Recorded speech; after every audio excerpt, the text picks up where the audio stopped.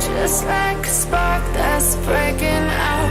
Can't make a stop, can't turn back now. We know that there's no room for doubt.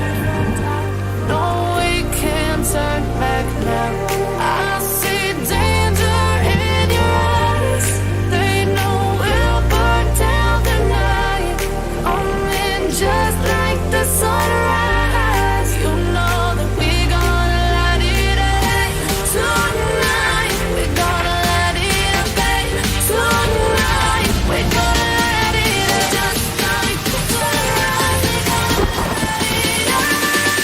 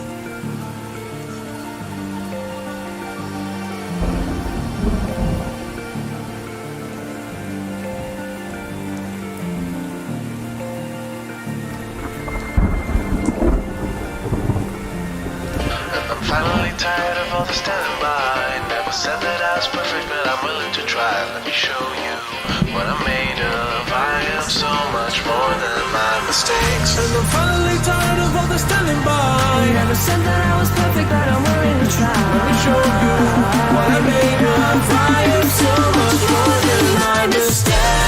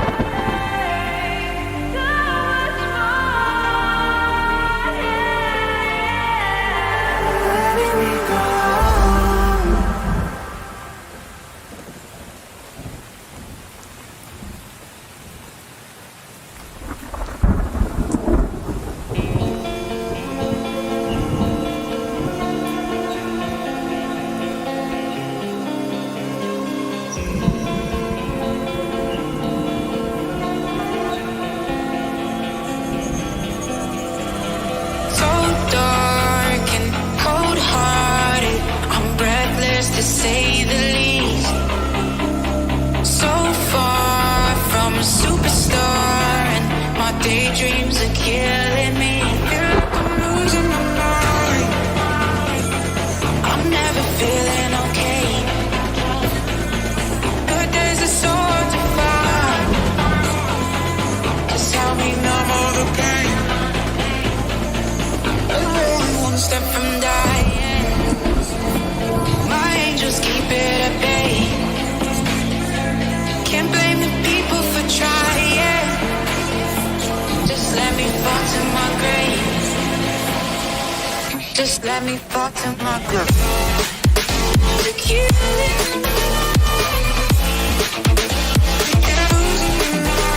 Stop. To kill it. Just let me fall to my grave. To kill it.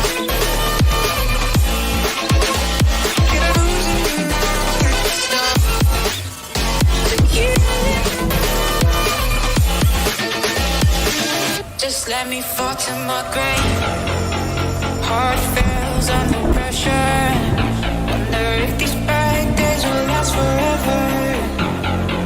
So pessimistic from the past. All the good things end up in caskets.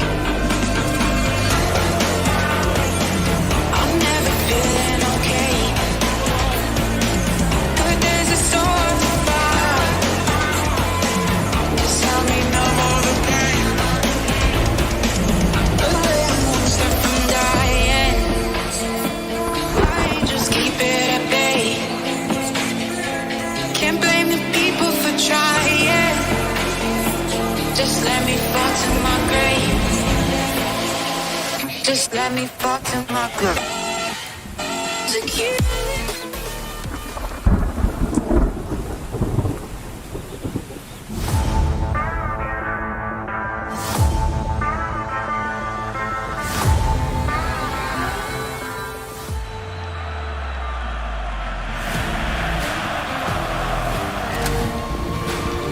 Team nearer to the man.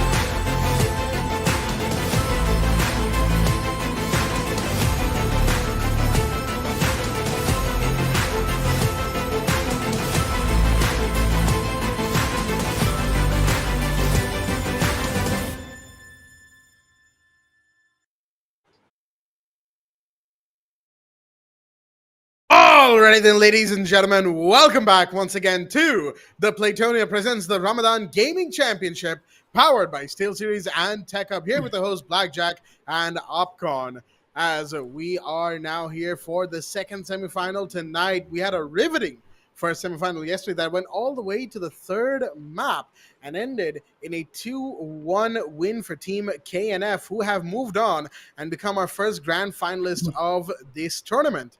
Now, tonight, we're going to be seeing who will be the second grand finalist of this tournament as well. And let me tell you, it is going to be a very exciting match indeed. Opcon, how do you feel on this fine evening? I believe I'm just here waited to see how both of the teams are going to keep their preparations on. We have seen them both compete the past month, and I am quite excited to see that which is going to be the one team who will be challenging out there at the grand finale, Team KNF. And I believe it's not only exciting for me, but for you and for our viewers as well, where our opponent team, who is going to be Team KNF, they will also be potentially looking out for both of these teams, watching out what's going to be their tactics, their map picks, and especially which operators are they getting mained on. But on the other hand, what do you believe? Are we going to a third map yet again today? Because what Oh. happened yesterday was something which was quite unbelievable. Team Kamikaze was the only team who I was personally rooting for out of their performance at the round robin. But today I won't be doing the same mistake. But well, what are you gonna say on that? No, I feel like both of us learned a pretty solid lesson yesterday after Yeah. the Kamikaze versus KNF match. To recap, folks, Kamikaze versus KNF happened on three maps. It was, of course, a best of three, just as to be expected from these semi-finals. And they had a riveting game indeed. Starting off all the way on the map of Clubhouse with KNF on the defense, it was a KNF pick map, but Kamikaze ended up winning that out just barely 7-5, avoiding overtime. Then we went to Bank, which was Kamikaze's pick. They went up to 5-2 and nearly had it won, but they didn't. They unfortunately Yeah. had a bit of a mess to deal with that they couldn't. And then they lost out the map 8-6 to KNF, who then went Yeah. on to win map number 3, 7-3 on a Chalet. Folks, that was a humdinger of a game. And tonight's will be as well, which we'll get into. But first, let's have one more look at the prize pool of the Ramadan Gaming Championship here that the players are fighting for.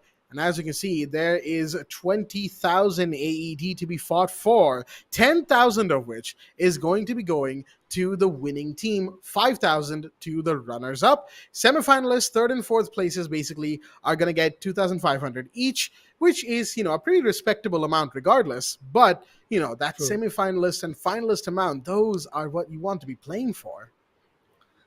And I believe it's not just about the prize pool, but about the pride which you're going to carry. It's been such a while where teams have been really rooting to get one tournament where they could show their true potential, and that's where Playtonia presents Ramadan Gaming Championship comes up. All thanks to our co-powered, brands, which is going to be none other than SteelSeries and Take-Ups. And just look after these glorious peripherals which they would get to add up. The runner-up team is going to get an Apex 5 keyboard, a QCK heavy large mouse pad along with a Ravel 5 mice, an Arctic 9 wireless headset. That's going to be for the runners up, along with the 5,000 drums. They're already getting, the winner will be getting a better one, rather I'd say an amazing ideal keyboard which anyone would like to have, Apex 7 TKL, a Rival 650 wireless mice. Along with that, we have an amazing headset of RTX Pro plus game DAC, and also a whole mousepad, the TCQ Prism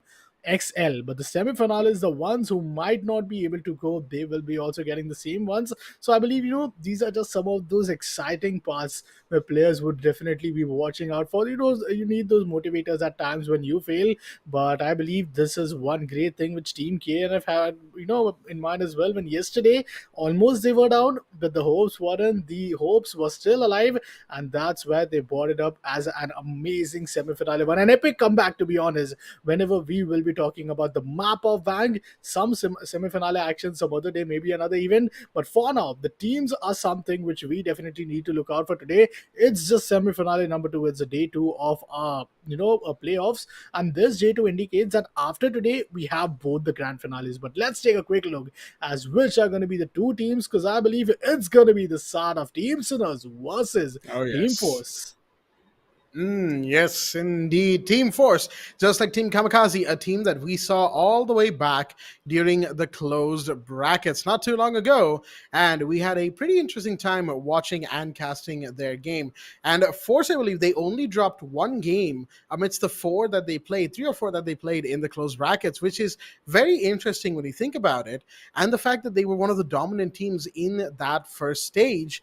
Now they're faced up against the Sinners, and similar to yesterday about KNF, Sinners, I don't think we saw back during the closed bracket, so we will have to wait and see on map 1 exactly how they play and exactly how their overall styles are, how they counter Team Force here and now. And folks, this match that we're going to have is going to be quite the fascinating one indeed. I do have to say the maps that we have on board as well are very, kind of standard, I'll be honest with you. The decider map remains the same as yesterday. It is Chalet. Just like the match between KNF and Kamikaze, tonight Force and Sinners will be playing Chalet. They'll also be playing Clubhouse, curiously enough. One map is the only difference between both of the teams, in that Kamikaze brought on Bank. And in this situation, we have Sinners picking Oregon. So let's go into the map selections and the first match, the match of the night, Force versus Sinners. And this is going to be an absolutely amazing game. I am ready and waiting. Now, Force, interestingly enough, unlike Kamikaze, who, they're an aggressive team. But the thing with Kamikaze is that that's really all they do. They kind of get predictable, and they have that problem wherein they sort of get stuck in a rut that they're doing the same thing over and over again, and they can't really change their playstyle. They tried to do that yesterday, but to unfortunately disastrous effects.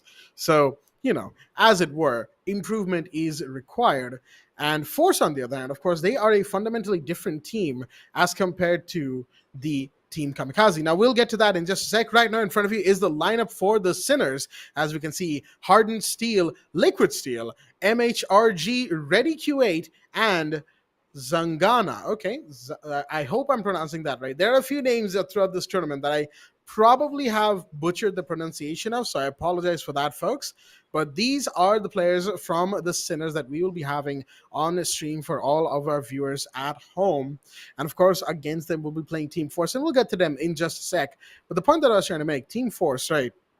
They're a much more versatile team, and they love to change up their playstyle whenever possible. They love to, adapt, as it were. And they, as a team, from what we saw in the closed brackets, they are definitely able to make changes on the fly, improvise, as it were.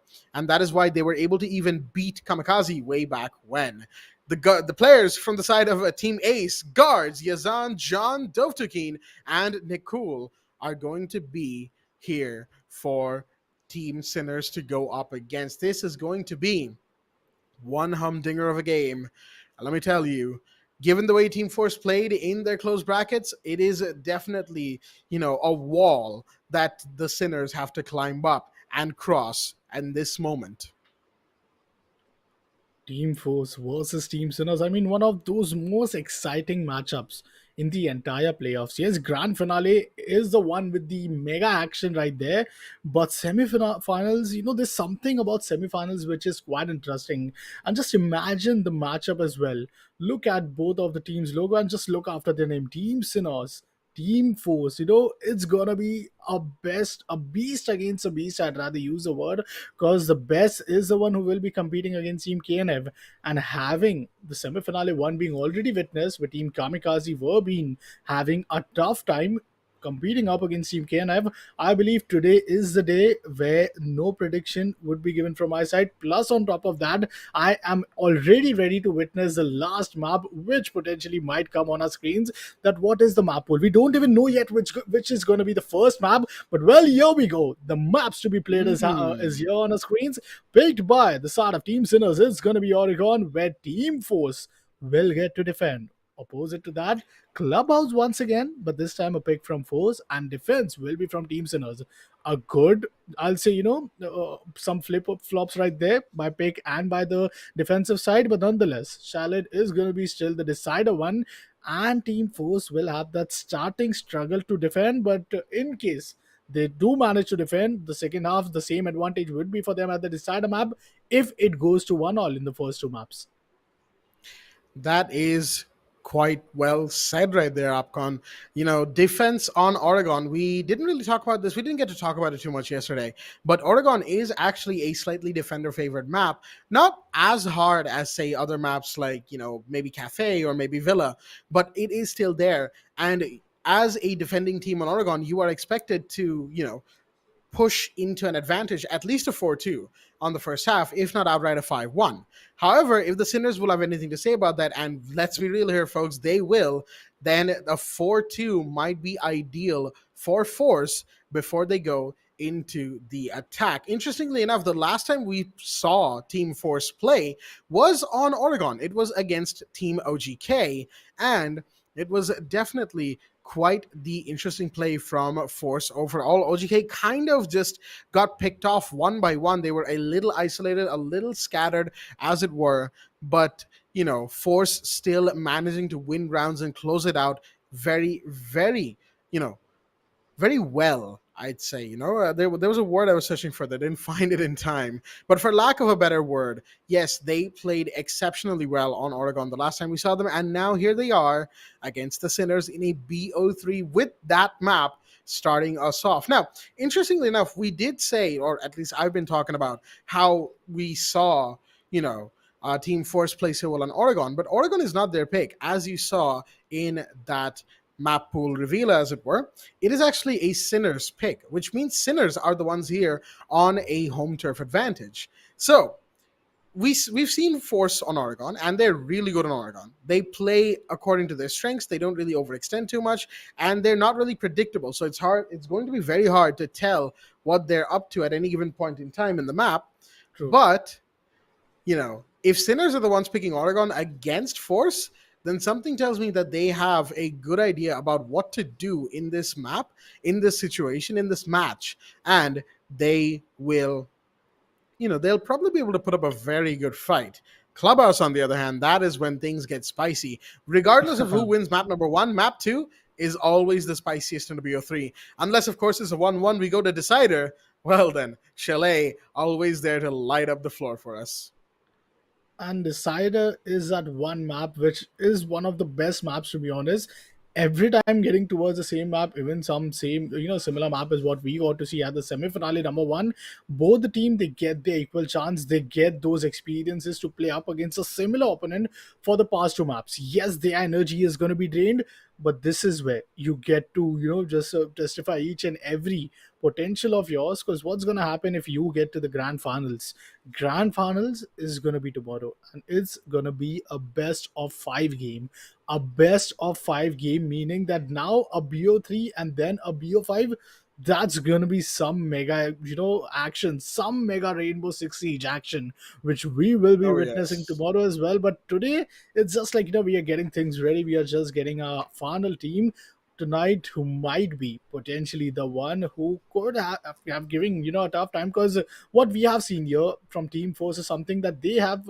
Team Force specifically has given Team Kamikaze some tough fight. They have been playing 4 maps, and out of 4 they had 2 easy wins, plus the third win was kind of I'll say a bit difficult. But yeah, one loss was being faced off from each and every team out there, and that's what made the entire semi-final bracket so much interesting. First matchup itself, KNF versus the side of none other than Kamikaze. Now that we have Team 4Ace and Team Sinners, only one of the two teams will get to go inside the finals, and that's where some mega, I'll say that their prize pool is going to be doubled down to 5,000 dirham least. In case they win, that's 4 times more, as it's going to be 10,000 plus some good peripherals of a SteelSeries and Tech Hub as well. Oh, yes. It is, once again, that top spot obviously holds the most prizes and potential for, upgrades for tech. But, folks, like we have shown before, as you can see, winner spot, look at those beautiful piece of technology right there. The Prism XL, the 650 wireless, the Apex 7 TKL, and of course the Arctis Pro plus Game DAC. I'm apologies for not really calling out that name properly, but I'm just used to saying Arctic more than Arctis. In seeing the Yeah. S there instead of the C. But kudos to the folks at marketing who came up with that, because Arctis, yeah, kind of nice, kind of rolls off the tongue when you get used to it. If you're like me and you're more used to saying Arctic, well, then, nah, good luck. But, not to beat around the bush too much, but these prizes are just something else. Even the semifinalists, they're getting some pretty good stuff. But the finalists, of course, the winners, that is what you want. And even the runners up, right? Don't get me wrong, runners up Yeah. have it good over there. But the winners, again, that's why you want to win. These prizes you want, you need them, right? Not need, but like you want them. And of course 10k dirham on top of that. Just great stuff all overall for the winner. That's what all the fighting is for. And of course, not only that, but bragging rights to call yourself the best team in the region and to invite challengers from all over, saying, you know what, we're here at the top spot, can you take us down? Because as the champion team, right, you yearn for that challenge. You yearn for that next potential challenger who could even take you down. Who knows? And, if a rivalry is established, well, then let's just say that rivalries are always for the ages. Take G2 and BDS on the global stage. Oh, that was a rivalry to watch for so long. G2 Empire, also a minor rivalry. I know G2 is at the center of all of this, but that was old G2. G2 these days, they're a completely different team, different roster altogether. So, yeah, I don't really know if they're going to have a rivalry, but we will see. Right now, We're just waiting on the players to get ready. Apparently, there's some technical issues on the back end, folks. Worry not, we will get things started nice and quickly as soon as everyone is ready and set. Hopefully, we don't have to go for a pre-match rehost like we did yesterday. That took a Oh, lot of time, didn't it? But yeah. jokes aside, I'm really excited for this one. I really am, and to see which team will be going up against KNF. KNF, I hope you're watching this because whoever wins this will decide how you play tomorrow. And KNF is a team that likes to adapt to their opponents. As we saw yesterday, they managed True. to throw the game back on Kamikaze's feet and keep it there. Kamikaze had no response after that 5-2 on Bank, and they went on to the finals. KNF did that as Kamikaze losing out and ending their journey just a couple days too early. Now here, Force versus Sinners. Force, if they manage to make it to the finals, then that will be one team from the closed bracket to make it all the way to the finals as well. That carries some bragging rights. We were here first, we got in early, and we stayed in. We have that power. They can actually say that if they get into the finals, but they'll have to get in there first, and they'll have to get over the wall that is Sinners right now in front of them to do so. So, folks, we hope you're as ready. We hope you've got your, some food and some drinks, some snacks, as it were. I know it's getting slightly late at night, as it were, past 9 p.m., I believe. And, maybe some of you will have had your dinners or are having your dinners right now as you're watching this stream. So, we're just hoping you all are having a good time, putting your feet up, watching some Rainbow Six Esports. That at the end of the day, so long as everybody manages to have a fun, chill time, well, that's what we're here for. And in that case, mission accomplished. But yeah, like we said, game will start in just a moment, folks. We're getting everything set up and ready, making sure the players are set. So I know that asking for predictions is kind of a moot point today, right? Just like yesterday, True. because we don't really know the Sinners, right? And until a few rounds, at least on Oregon, the first map that is, we won't really know how they play, if they're able to adapt, are they a hyper-aggressive team? And we're just going to wait and see. But as far as Oregon goes, right, with the unknowns put into place, I'm not going to say who wins, but I'll say, I don't know why, but my gut says a 7-4 is probably on the cards today. I don't know. I'm feeling a little lucky. I won a bet earlier today, a pretty big bet at that. Not Oh, big, but like big for me. Between friends, don't get me wrong. I'm not into all that stuff. But yeah. So I'm feeling a little lucky today. I feel like a 7-4 might be on the cards here in Oregon, and whichever team wins that 7-4 will be the ones to decide the temp and flow of the game going into Clubhouse. But that's just me. That's just the score. I'm not saying who's winning and whatnot. But regardless, we still have a few more technical issues apparently. Um, that's unfortunate, as it were. So yeah, folks, looks like we're gonna have to take a quick little break, short little break. Don't worry, the match will start, but once we get everything set up. Until then, stay tuned. We'll be right back.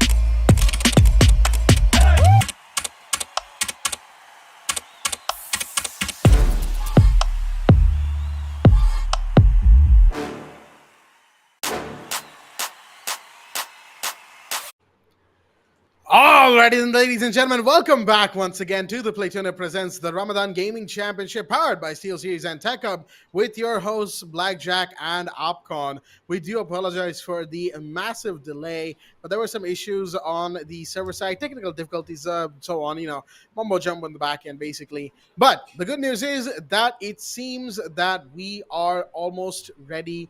I know we said that the last time as well, but we've been told that there are about a couple-ish minutes to the game, so we are in fact ready. 2 minutes, basically it means that the game's about to start. You're going to go through the intro screen, the big map splash screen, and then to the operator bands. That's when we'll transition in as well. So we're almost there, folks. Just a couple of steps more, and we will be in the match. We had a big preamble about tonight's game, which is Team Force versus the Sinners, which is looking like a barn burner of a game. The Sinners, we don't know too much about, mind you. They are a new team, at least on stream. Whereas Team Force, on the other hand, they have been on stream before. We saw them on stream in the closed brackets. My tongue just stopped moving for a second. I don't know why. But we saw them in the closed brackets. They were a very, very good team to watch and cast, all things considered. And what I will say is that their overall playstyle was quite nice. Unlike Team Kamikaze, who we saw yesterday, Team Force here is a little bit more, reactive in their playstyle. They like to change and adapt, improvise as the match moves on. Whereas Team Kamikaze was a hyper-aggressive team that really built up momentum very quickly. But they lost. Kamikaze, that is, yesterday to KNF. They lost 2-1 on the map count. KNF moved on to the grand finale. In the meanwhile, tonight, Team Force versus the Sinners. Once again, unknown team to us versus an unknown team that has come in through the open quals. And folks, let us not waste any more time. Let us go straight into the match. The ban phase is here. Team Force versus the Sinners. We've waited a while for this one, but this should be good as we move into map number 1, Oregon, picked by Sinners. Team Ace, that's gonna be their chance. And well, Team Force, they come up to ban Thatcher. Now, we know the first map is gonna be the map of Oregon, but now it's a turn for Sinners, the Sinners, to ban yet another operator. I'm waiting to see which is gonna be a counter to Thatcher, which they might really prefer at this point of time. Oh, Jackal, undoubtedly. A great starting 2 bans coming up. For the rest 12 rounds, we might potentially not be seeing Thatcher and Jackal, but a great potential that maybe Clubhouse could have some options for them to be picked. As unlike yesterday, we got to see Clubhouse, we got to see Shalid, Valkyrie. Once again, we got to see Fenka, but Valkyrie has been banned. Well, that's a ban coming in from the side of Sinners. So just one more ban remaining, and potentially looking after these 3 bans. You got to say anything, Blackjack? Well, all things considered, the bans we're seeing here are pretty standard from Oregon, really.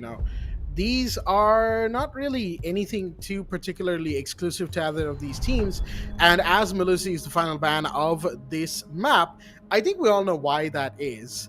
And do not worry about the disconnected player, according to... Oh, never mind. I was about to say, Dotokeen in the chat, we saw them earlier saying that their player will be able to join back in. Apparently not. But regardless, talking about the bans, Thatcher, Jackal, Valkyrie, and Melusi, when it comes to Oregon, really, these bans are to be expected. Thatcher, of course, we all know why. Those EMPs, capable of shutting down Defender utility on a global scale, well, near global scale. The range those things have is humongous. However, yeah, they'll be banned. So right now, Thatcher off the board. Jackal, on the other hand, hunting roamers and, the smoke grenades. Overall, a pretty decent kit, but Jackal's, overall usefulness is kind of overshadowed by operators who can do other things, but simply better, as it were. As you can have smokes from the Ace, you can have the Finka bringing in the big guns. You can have, so many things done by other operators that Jackal just simply becomes redundant, because sure, you can scan footprints, but how far is that going to get you? That's one intel on one operator, and you're not even guaranteed which operator's footprints you're actually scanning. So it's kind of a hit or miss with Jackal. So Jackal getting banned, understandable. Valkyrie, on the other hand, black eye cameras, massive amounts of intel all over the map, banned and out of here. and that is the decision that was taken by the Sinners. And on the other side, Melusi, on the other hand, we know exactly why. Slows down the attackers, basically portable barbed wire, compact wireless barbed wire, as we like to call it. And overall, a general nuisance with a pretty decent kit and impact grenade, so she's going to be banned as well. And when it comes to Oregon, you expect these 4 operators to get banned left and right. So, with that being said, bans have been taken care of, folks, so let's not waste any more time. Let's get into round number 1 of this match. That has been quite a while coming, now that I, think about it. But here we are. The first round is in, as Team Force will be defending on second floor bedroom. Some early use of drones coming out of there from the side of Team Sinners, who will be attacking for the next 6 round. If you talk about the side of Team 4, for none other than Team Force would be at the defensive side. Now you have 5 initial players to look out for multiple choke points, which is going to be a potential entry for the side of Sinners. But on the other hand, the operator picks, Twincat, these have been some of those promising starts coming in from the side of both the teams. Either teams will be looking out to get some early aggression, some 2-1, because these early rounds are something which definitely covers 50% of your entire first half. As we mentioned, Origin is the first map. It's one of those, quite slightly leaned on towards the side of defense, but still, there is always a balance in case of that team synergy is going right. On the other hand, if you talk about the side of Team Sinners, trying to make some audio clues right there near the bus lane. Down the kitchen, we have the corridor shower jam. Okay, that's a team fire, I believe. But still, some pre-fire going out there, and this is just the first round. Any team securing it would really get a great start, but well, jam spots on the side of danger. Some good shots being fired, but Liquid Steel gets taken down. That's a good, massive start. Team Force, they have a great advantage with themselves in terms of the number situation, but that's where a strike back comes in, and this time it's going to be danger. Taking down the hallway at the dining hall, it's gonna be Mail, but Gazana on the other hand. Let's see, only 1 minute 45 seconds remaining. Interestingly enough, the first blood was taken by Dotokeen right there, playing the P10 Roni on the Aruni. Not exactly expected, seeing as the carbine, or well, the MK14, not the carbine, excuse me, the 14 is actually better overall. Because of the P10 Roni's mag size and its overall fire rate, it's good, but it runs out bullets very quickly. As in the meanwhile, we have grenades going out from the first floor right there. Okay then. That's, what, at least 2, maybe even 3 grenades that have been burned on that position right now by the Finka and the Iana, but they're yet to find anyone. Nakul, peeking vertical, is going to get that, only to get taken down in the meanwhile as ML gets that kill. Wait a minute. There we go. Danger's already in here, but only to get taken down again. Yazan is here for the trade, and this is interestingly played right here by both teams right now, as we have a kind of aggressive attempt by the Sinners to make a play of things, but they couldn't quite get it done. They were sort of denied every single time, and there was always a defender to trade. Yazan's gonna get that. Now it's a 1v1 between Yazan and ML, or ML7-A, as we have the Osa rotating around towards the armory bedroom entry. Smoke goes off as the ping has come out as well. That is from another piece of utility, probably from the Mozzie, as the Meat Jammer will stop any intel coming in. Shotguns out through the smoke, and Yazan will take that kill. More than welcome. Well then. All right, interesting start, I have to say. Kind of lost my words right there. Apologies for that.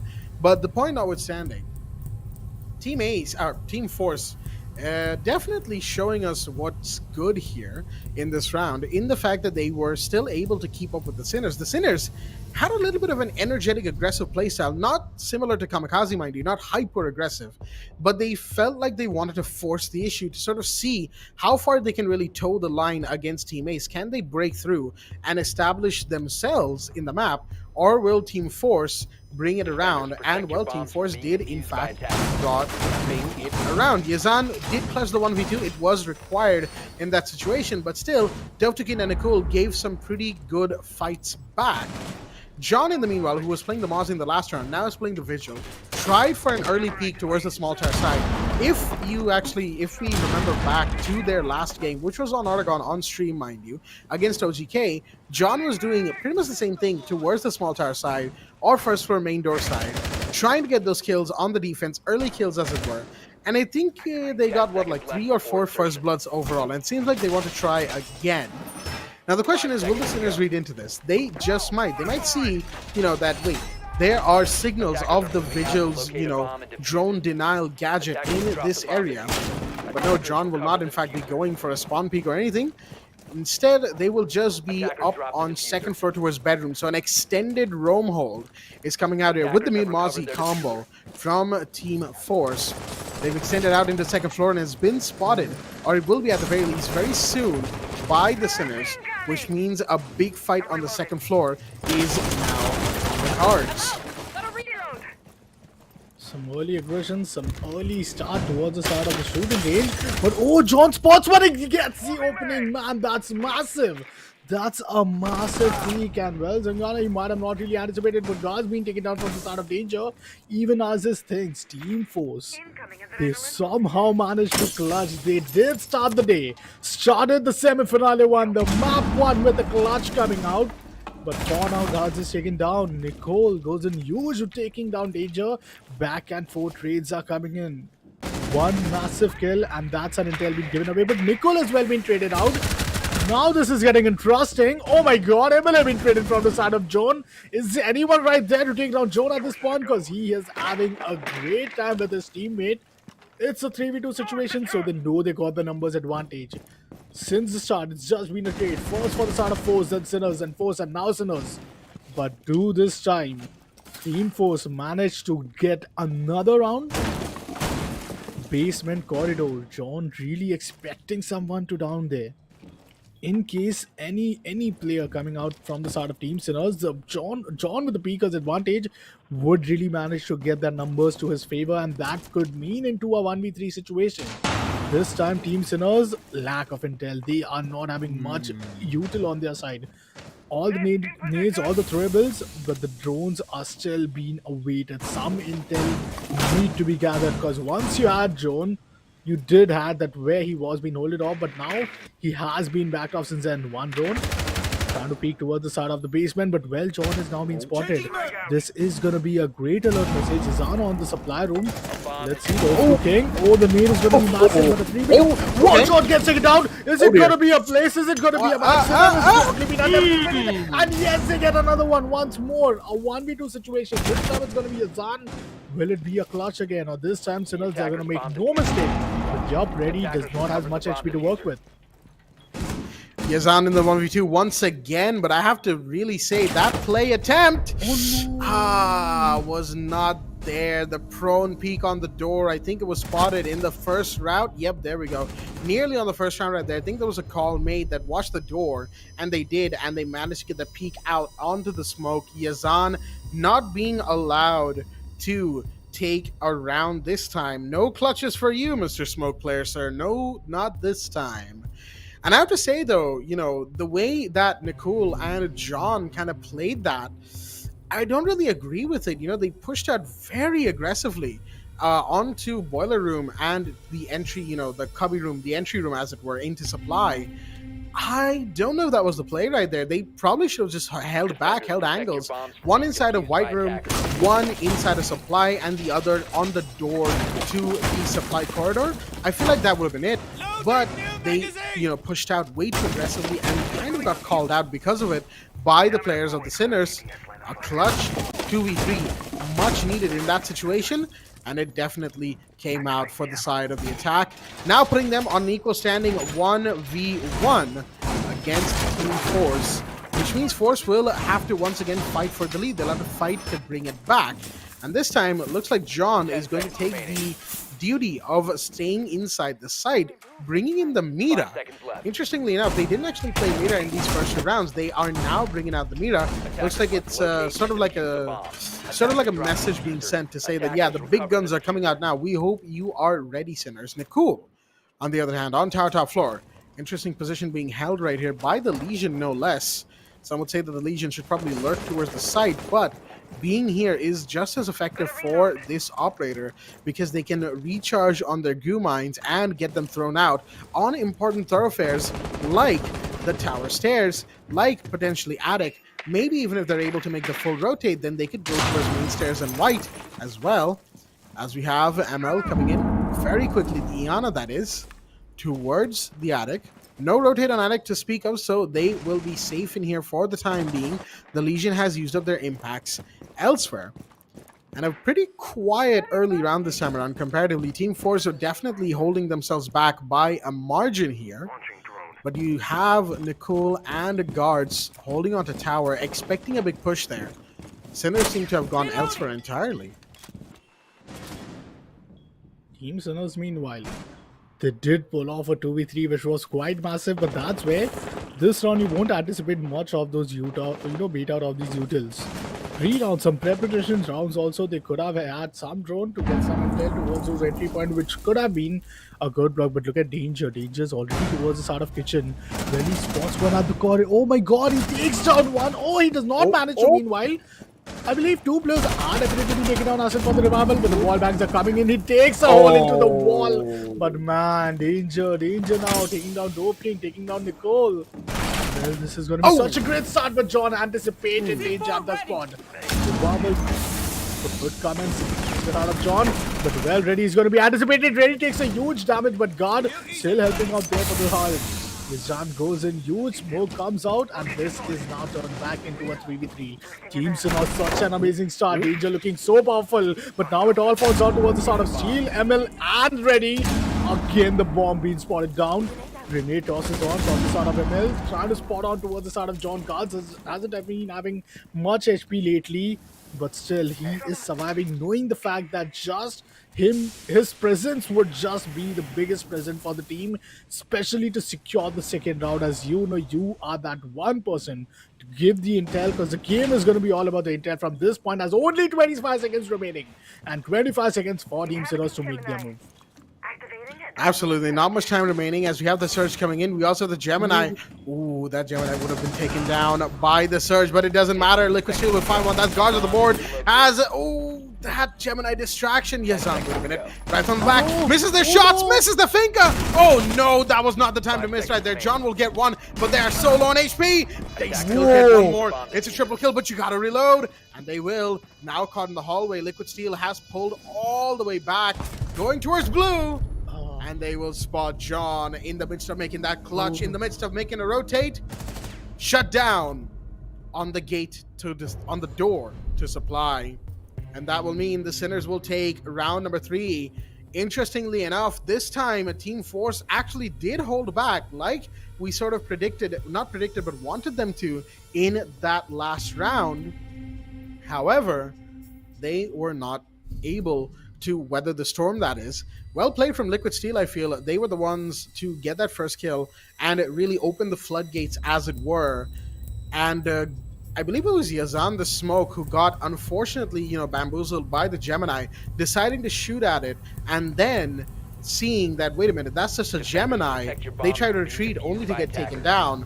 John, in a 1v3, took 2 kills, and admittedly, those were some pretty good kills.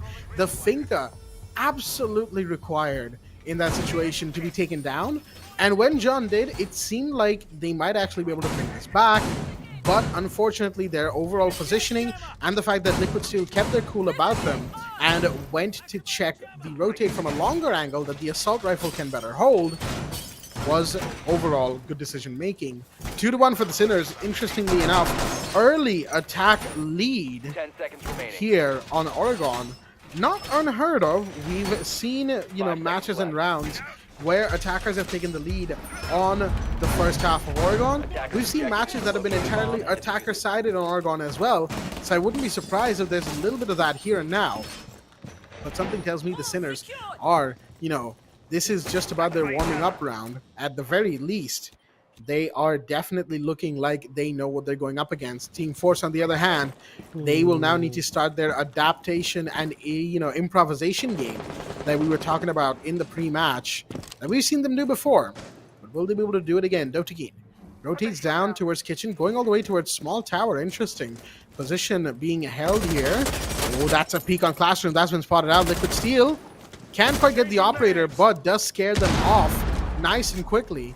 And that means that the Zero here has plenty of room to work with overall. Can rappel in to the balcony, sees the rotations and the lines of sight that have been put down by the side of the defense. It doesn't really have to worry about them too much. Now you got to get that Aruni gate cleared out if you want to. Yep, there we go. Gone 6 will be put in, and the breach will now start to go off. There's a mid jammer, so it will be taken care of from beneath in Classroom. But those angles are kind of being watched by guards, but it doesn't matter. The mid jammer is gone, and that is because of the Sam Fisher's Zero cameras. Well done there. Good use of utility, but John will get the opening kill, getting danger off the board. Oh, but John, no, that was such an unanticipated place to be at. But ML, man, that's finally a big gun being taken down. Dove to King nonetheless, taking down, trading him down. Now Team Sinners are down to just 3 players remaining. Dove to King going all the way towards the security corridor. Main entrance is still being holded off. Liquid Steel haven't yet made his entry, but is anticipating a push, and push is being well anticipated. As you know, you are up against the side of force, trying to get some night vision intel, trying to make sure that he gets some intel over the side of Team Force so that he catches them with their pants down once they get aggressive. A high risk, high reward situation is something which Team 4 always they search for, but Team Force finally taking down. Nicole is down for now. That's a big guy. But God and Yazan taking down back-to-back player. Let it alone in a 1v3. Turns down Dove to King. It's now still down to 1v2 situation. Yazan down to just 55 HP. Uses the smoke on his favor. Down towards the side of Antic. Guards anticipating him, but the timing. A classic siege timing, but once again, would he peek? Well, backstabbing the backstabber. Finally, a good use of smoke right there. And now Ready is totally being spotted off. Yazan holding on this corner area down the game room. Let's see. Is it going to be a peek coming in firstly from the side of Force? Because they know that Sinners has a big responsibility to go down and plant the diffuser. But well, Yazan might have. But well, it's a round for the defenders. Run and gun coming in. But man, finally, something interesting going all out of there. Team Force now are up with an equalizer, a do-all, this time in the scorecard.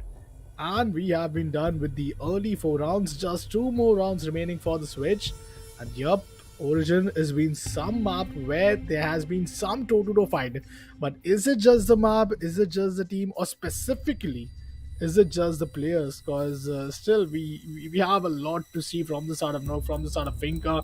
And once the side switches, I would love to see how Team Force is also going to be exploring with the operators when they come at the defensive poster.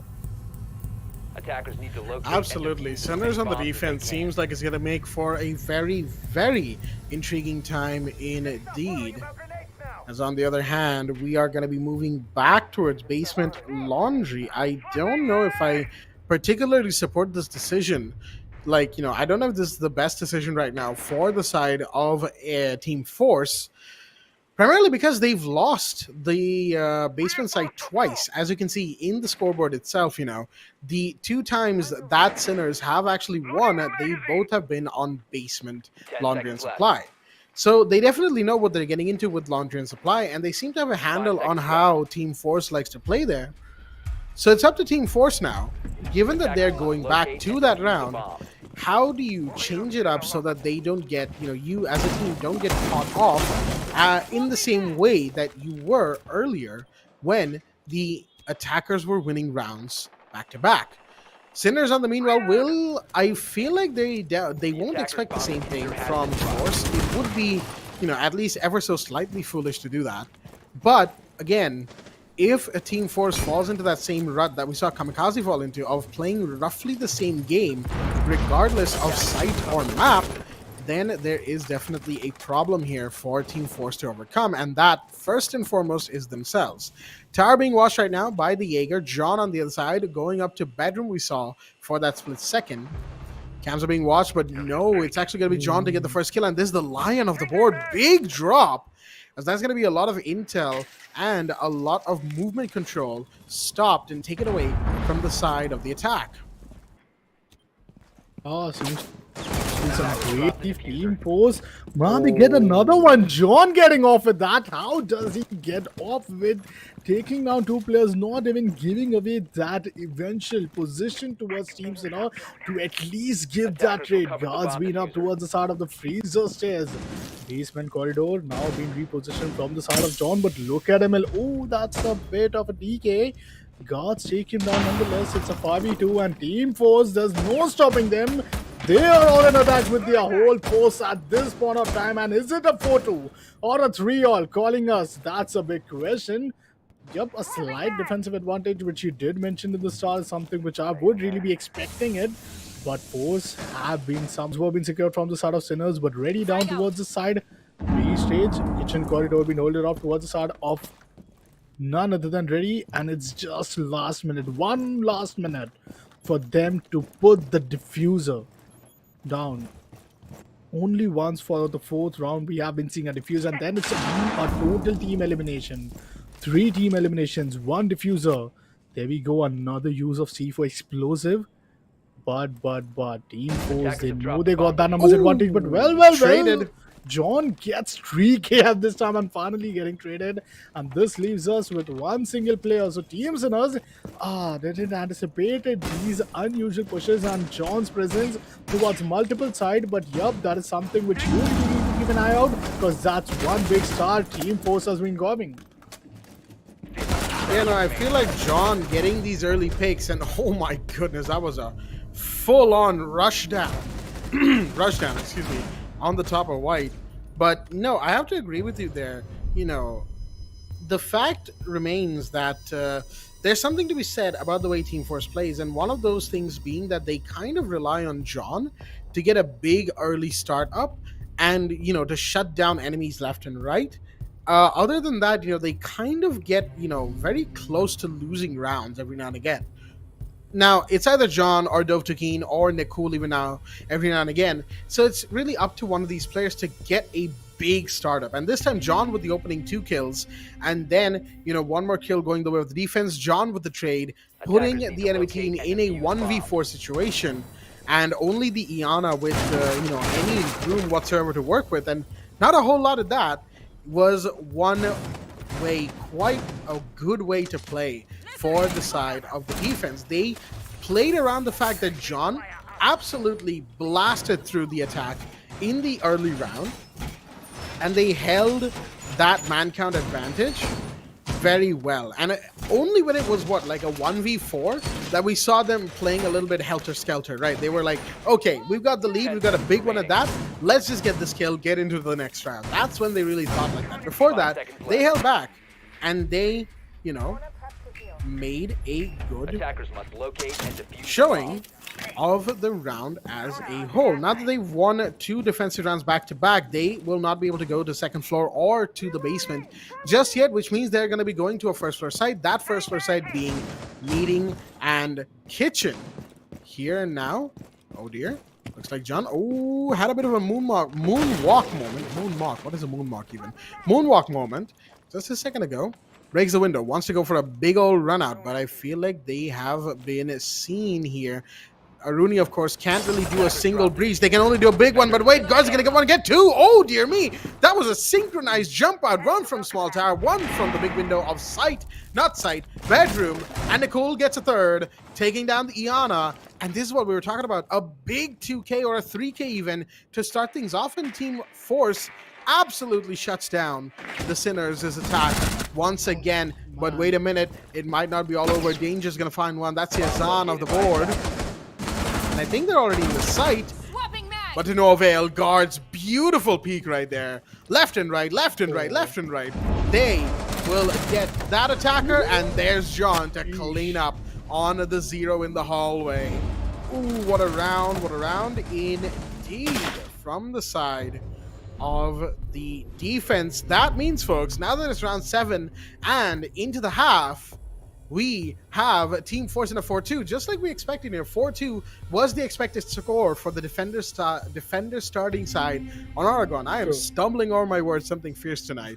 But surely that is where we are. Sinners, on the other hand, definitely just getting picked off, 1 by 1. Very isolated play from them. And now that they're on the defense, they will look to improve on that. Let's see, as round 7, the second half is a go. I believe Team Sinners first. Not they can't just deal with the side of Team Force, but yeah, before that you gotta deal with that presence which John is bringing in. Now along with the side of Dota King, now along with the side of Guards, they have the momentum by their side. Those 3 rounds they have been winning after a 2-1.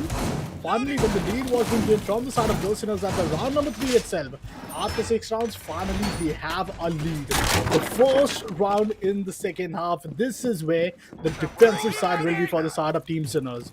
Team Force, on the other hand, will be there at the attacking side. Some preparations are, but these are some, just some of the setups that they need to be doing. What's going to be the eventual placement, and is there going to be any changes towards the side of bus yard? That is something which I would really love to watch out for. But how important are these early round wins going to be for Team Sinners to make their comeback inside this game? Attacker's objective is to locate a bomb and defuse it. They're going to be very... They are very, very important. Let me not make any small talk about that. Team Sinners, the 2 rounds that they have taken, the Sinners, excuse me, very important. Absolutely, absolutely paramount that they make full advantage of these first 2 rounds. If they are unable to bring themselves back out of this, then we're going to have a problem for the Sinners right about now. John with the Gemini in the meanwhile on second floor trying to find if there is an extended roam going out from the Sinners side right about now. There doesn't seem to be, as the first site of choice, of course, is on basement. But Guards is here. They're playing the Finca, not John this time around, interestingly enough. Last time we saw them on Oregon, John really, really wanted to play the Finca, but not so much this time around. Sam Fisher will be in play, but John's going to go down early. That's Danger X taking that first kill. Huge drop. As it's not only an Iana, but it's John playing the Iana who is off the board. That player is a danger for the side of the defense, for the side of the Sinners, for any team going up against Team Force right now. You might want to make sure that John goes down early. But mind you, Guards is still there, Dovtakin is still there, Yazan is still there, Nakul is still there. This is a team that knows what they're doing, even in a 4vx situation. Curiously enough, there aren't actually that many defenders on the site. There is a lurker on the main stairs. Other than that, ML and Danger are actually above the site. Default cam still not broken, will be now, but Danger has the callouts. Unfortunately, no rotate to speak of. Ooh, this could be huge, as we have the Jaeger pushing out aggressively towards Boiler. Nikul goes down, but the Maverick's inside. Can they get one more? No, they can't quite. Ready gets one, and Liquid Steel with 2 back-to-back. All right, good defensive hold overall. The roam wasted so much time, I feel like. And, Force were just absolutely unawares of what to do and where to go. And the Sinners, pinched them pretty hard, squeezed them into a corner, and held them there until they popped. And Team Force, unfortunately, had no choice in the round. They did feel a little stretched thin. They felt like they didn't really know where to go. Because that push down the main stairs, that didn't really feel like their heart was behind it, as if to say that, they were probably trying to figure out how Sinners played, right? What their setup was. True. Going to Laundry first off. But still, losing the round, will it have been worth it? I guess we'll find out. Round 8, and the lead is still in Team Force's side. Seems as if Nicole is still being, up there at the presence with some changes in the operators coming in. We see Finkai, we see Twitch being a pick from the side of none other than Team Force. But if we talk about the side of Zanjana, I just hope I'm, kind of pronouncing him wrong. But yep, he's been having a tough time lately to get those 1v1 to his favor. Yup, he's been given an entirely a big support player right there, but just giving those support and those intels are something which you really need, might not be quite enough for the side of the Sinners. Still managing things down to a 4-3. Now, round number 8 has just begun. Team Force are now trying to make their move, but Zangana once again using all of his abilities, making it a trap, a big mistake, which it could turn out to be for the far side of Team Force if they come in all the way from the side of the master bedroom. But down the way, in the dorm hallway, it's gonna be none other than ML. Zangana still holding towards the side of Attics, and that's where the wall is now being taken down from the side of Team Force. is it just an audio bait which they are keeping out here? Well, each and every Windows being there towards a big presence, and that is a presence which you have to keep now. Team Sinners, things are not going to be that complete easy stuff, but ML now anticipating it towards a big armory room. Let's see, game room being loaded off towards the side of Gonzana, and the drone gets taken down. The visual cams are being taken down. 4v3 situation at the scorecard, but yeah, still a first opening is being expected. ML meanwhile down the white stairs. 2 minutes down the clock. John on the other hand using the drone once again. Nicole. No intel has really been given, and that's where Dove King he takes down. Oh my god, he takes down Kurad, I'd say. Ready and ill. How could he even anticipate a back coming in? There was not even a single audio. Finally, Danger taking down, trading down Dove King. That's already been an expensive start. The Team Sinners with the defensive position. This is not the round which they could afford to lose. Nonetheless, Liquid Steel taking down John. That's 2 big guns being taken down. Nicole as well gets down. This leaves us with Guards and Yazan. Well, Guards has been having a tough time with Yazan, the man who started the day with the clutch in a 1v3 situation, gets a kill onto the side of Danger. Hazan is not having good HP to work with. He just have to deal with Steel. 1 kill onto the side of Steel. Could work the magic. Has a good anticipation, but that's where, oh my god, the smoke is gonna drain him down to 51 HP. Yazan, the man, the perfect man with the clutch potential. With Zangana, he is anticipating him to come out all the way from the side of Dom main way. But towards the side of White Stairs, it's gonna be Yazan. This is interesting. 41 seconds remaining. Not only he has to just eliminate both the players, but also has to get down, get the diffuser being planted. Yazan meanwhile gets instantly picked off, and Steel, he takes the win away. He brings up the equalizer, and quite some close round to be honest, because still we have Yazan. We cannot really conclude even not just a 1v2, but yup, a 1v3 could go anywhere else. I mean, there's only so many situations where you will consistently always win a 1vx situation. I feel for Yazan right there, because the way the Sinners completely picked off Team Force and ended any potential play they could have made even before some of them even happened. Well done. And that too, despite the opening 2K from Dovtukeen on the Zofia LMG. You'd have thought after that there was not much of a chance for the side of the defense to play aggressively, and yet they played just a few forward positions, not too forward, not too aggressive, just enough to take Team Force by surprise, put them, take them off guard just a little bit. And then suddenly, as if snapped out of existence, it was a 1v3 for Yazan, their teammates, out of the equation. Now that 2 defensive rounds have been won back-to-back on Bedroom and Laundry, we will be going to a first floor site that is selected by the Sinners here. Now seems like it is Meeting and Kitchen, which is the same site that we saw the side of the defense, well, the side of Team Force on the defense take not too long ago. So they won this site, and they won it pretty well, I'd say. Not too bad overall performance from them. Could have been a little better, admittedly. But right now, they're going to have to be the ones attacking this same site. How will they go about it is, of course, a question that only they can answer for the time being. Nicole, already in the basement, but wait a minute. The Jaeger's taking a lot of damage right about now. Not sure where from, but they can get healed up because of the Thunderbird. There you go, almost back up to full HP. I think that's what, so a 2 armor is 110 health. That's like 105 easily. So, yeah, Thunderbird, utility from the Thunderbird right there. That the Jaeger can just afford to play that aggressively and still be able to, go back and get healed that quickly, with almost 0 repercussions to them and their person right about now. Nicole in the meanwhile is going to find Danger. That's a big drop as a breach goes off on the tower attic wall. And then another one is set up on the meeting wall. Stage wall is already done. There we go. Osa Shields protecting Yazan as well from the peek out from the defenders coming in, as the drones will come in as well. They've got a kill, they've got breach done, and they've got some good headways made right about now.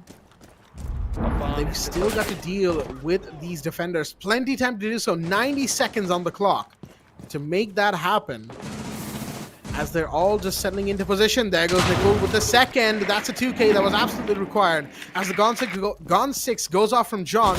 Rotating out. Finds one on the flank around. That's the Jaeger of the board. Such a big drop. And that means Kitchen is free for John to take. Dotakin finds ML, leaving the Mute in a lone situation out in the hallway, trying to find one. Liquid Steel going all the way around towards the bathroom. Do they know they're being chased by Diana? They do now. They're going to take that one. John off the board. Can't get the second. Nicole prone inside of security. Will take that kill.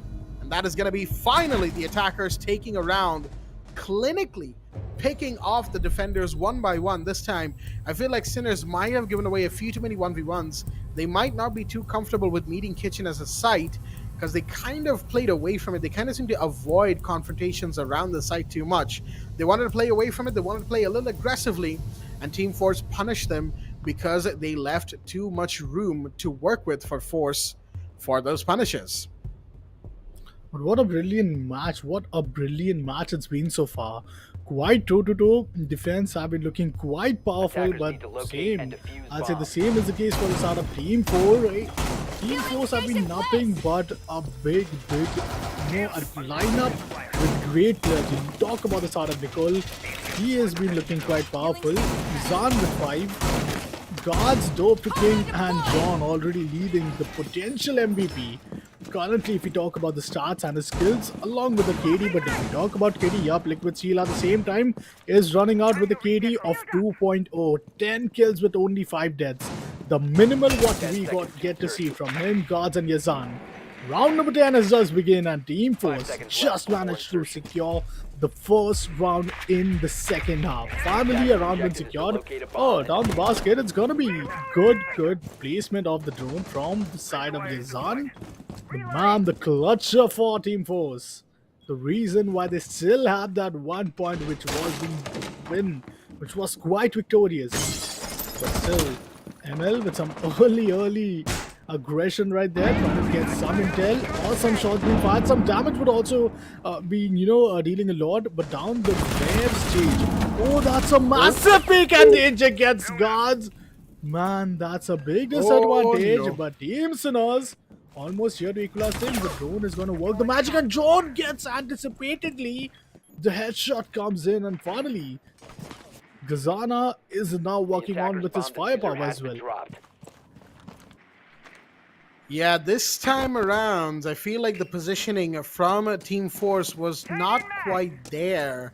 Guards kind of walking back and forth around that tower front door. I mean, I understand you don't really expect the Ella to push out that aggressively, right? But when you're playing at a competitive level, expecting things like this is absolutely paramount for you and your team. And in the meanwhile, John getting taken down once again. Big drop right there. The opening 2 kills here. Excuse me, right there. The opening 2 kills from the side of the defense have been huge. That's a gas grenade that's going to force out Yazan from that aggressive position, but Dovtukin is going to find one coming down the tower stairs. There's still this Mira right here halfway down the tower stairs, but there's one more right there as well. That's going to be Danger taking one, forcing ooh, the Twitch in a sandwich position, but that didn't quite work. Nicole too quick on the trigger for ready to be ready for. Going to be a kill. The Ella falling back, shots fired after the Gershmot goes off, but to no avail for the Jaeger. Bomb located by Liquid attackers. Steel, there we go. Shotgun at that range, there's no way you're winning. And the Twitch on Boiler Room caught and taken down. Once again, just a few too many 1v1s being given away right now by Team Force. They seem, again, all over the place. They don't really know what they're getting into. It's almost like they don't know what to expect from Sinners. And they're kind of trying to play their normal game. But they are, well, getting shut down as a result. And Team Force will lose the lead once again. An equalizer comes out from the Sinners, and well, my prediction has been dashed. It will not be a 7-4, irregardless of who wins now. It's 5-5 going into round 11, folks. We are looking more and more likely for an OT. Attackers need to locate and defuse as many bombs as they A can. 5-all. That's some massive scoreline going right there. and an equalizer was quite needed, because if that round would have been secured from the side of Force, there was no chance that the next round they weren't securing any one of those. But still, the game is not yet over, and this is where the fun begins. You call the overtime or no, but somewhere down the line, this is a situation where any team winning 2 rounds back to back would be the only chance for them to grab the map number 1. If that's not the case, then it's the overtime calling us, and imagine going into an overtime at the very first map, and how much of an equalizer would that result in, because we have seen that defensive poster being such a big advantage to either side of the team. Danger mean on the other king could get towards the side of the down hall. Jen on the other hand, Dove to King down the way towards the main entrance, giving down the presence, but most of the players have been stacked up towards those top rows. If you talk about the side of master bedroom, if you talk about the side of the bathroom, Arctics being holded off from the side of Gonzana. Well, Steel here, rest gets down, being holded off once again with his teammate right there, just anticipating a push, but guards, he has given a lot of intel, and well, yep, he has the shields available with himself, so might not really want to get inside a cover, but yep, he has some good visual views. John spots on. Oh, that's a great intel. Yazan might have had a good anticipation of the player where he's tapped in, and that's where the spam comes in.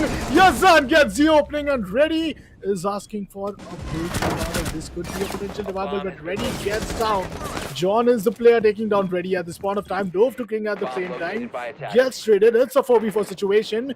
Danger down to a big low HP, but still can't try to do the job. At the start of master bedroom, now Team 4Vs have started to make their move.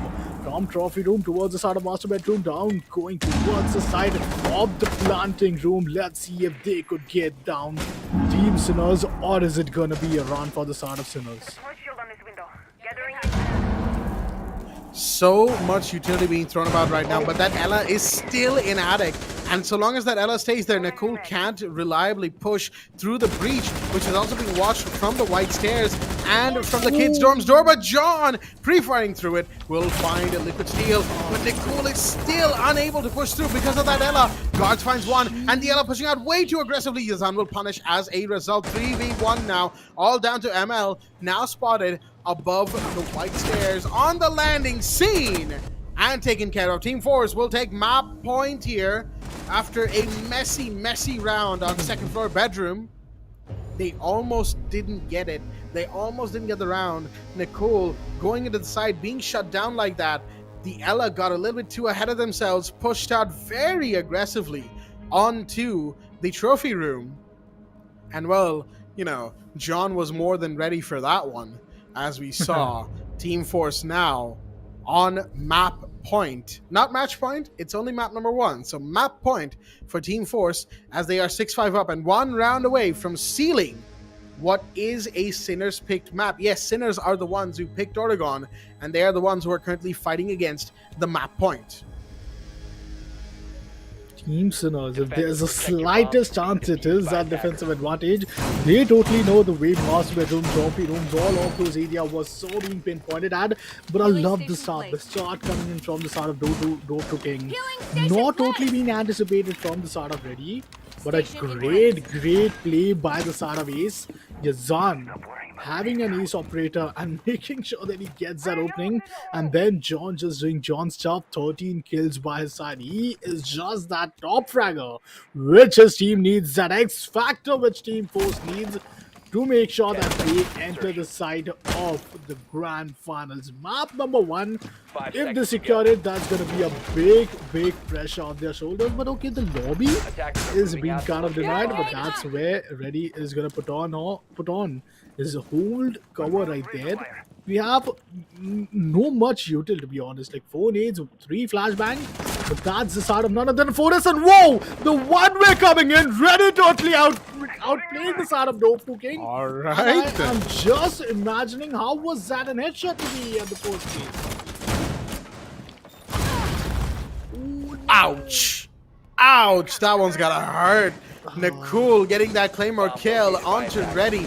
After that first kill, Reddy definitely felt confident about it. They were definitely feeling themselves, but didn't quite anticipate the Claymore on the run out, did you?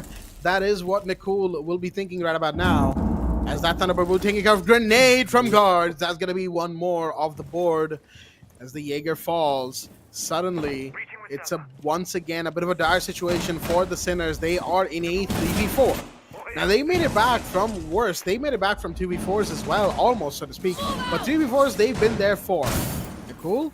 Okay, interesting visual thing that we're seeing with the main gun of the Zofia throwing out all of the concussions and whatnot. Oh, right into danger and shut down. As a result, Gemini will spot that there is in fact a player inside of tower, not tower, attic.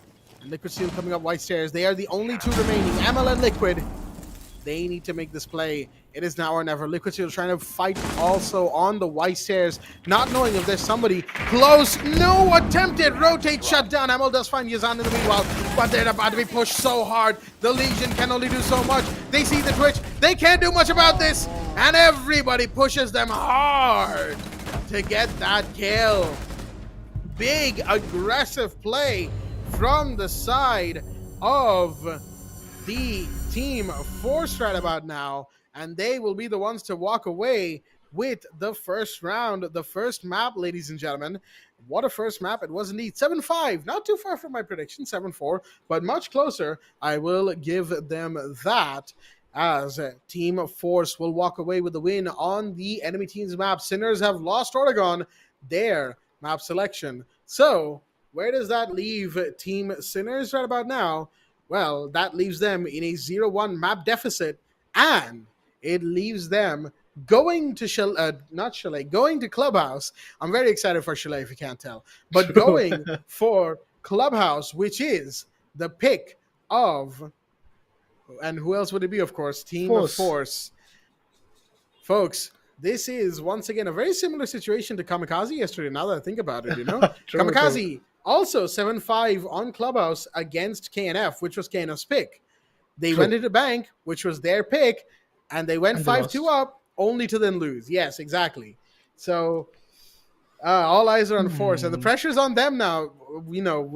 Not to seem disrespectful, but they don't want to pull a Kamikaze right about now, as it were. So we will have to see whether or not Team Force can continue this momentum that they have for themselves. And the best things is going to be that Team Sinners would be at the defensive position. To top things off, this was some similar situation where Team Kamikaze were trapped in. But I use the word trap is because the momentum, by theory, by books, they were the one winning it. And by the first half, they already had like 4-2, maybe even the 5-2 after the first half. But that's where things started to turn off. And once it did started, there was no looking back for the side of Team KNF. Can this be the case? Team Sinners, they have been quite well. But, specifically we did talk in this moment where Team Sinners first dealing with Team Force is a thing. And dealing with players like John, like Dove Toking, like guards is another big challenge. You see such a great opening coming out there from the start of Ready. This could be the best start of any round you could have expected. But then, starting 3 kills coming out when none of the players even had to use to pull their trigger. They did not even pull a single trigger. All of those, eventual C4s, all of those explosive, all of those grenades doing the job. But this time it was at the side of Team Force. Team Force, they have been nothing but too powerful, and Team Force is a powerhouse within their own self.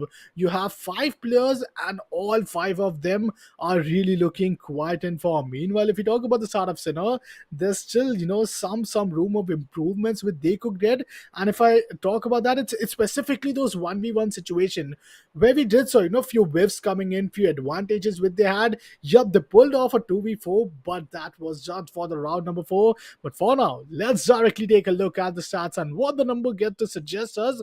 John being that number 1 player, the MVP of the map 1, it's gonna be 15 kills, 1.67 KD, followed by Guard with 10, then Dove to King.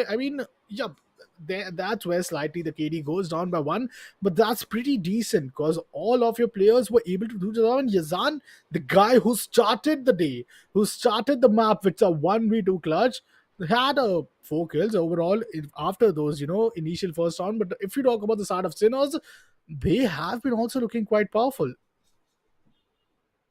That they have been. I have to say, Sinners have a very well distributed scorecard overall, but I feel like you know, MHRG.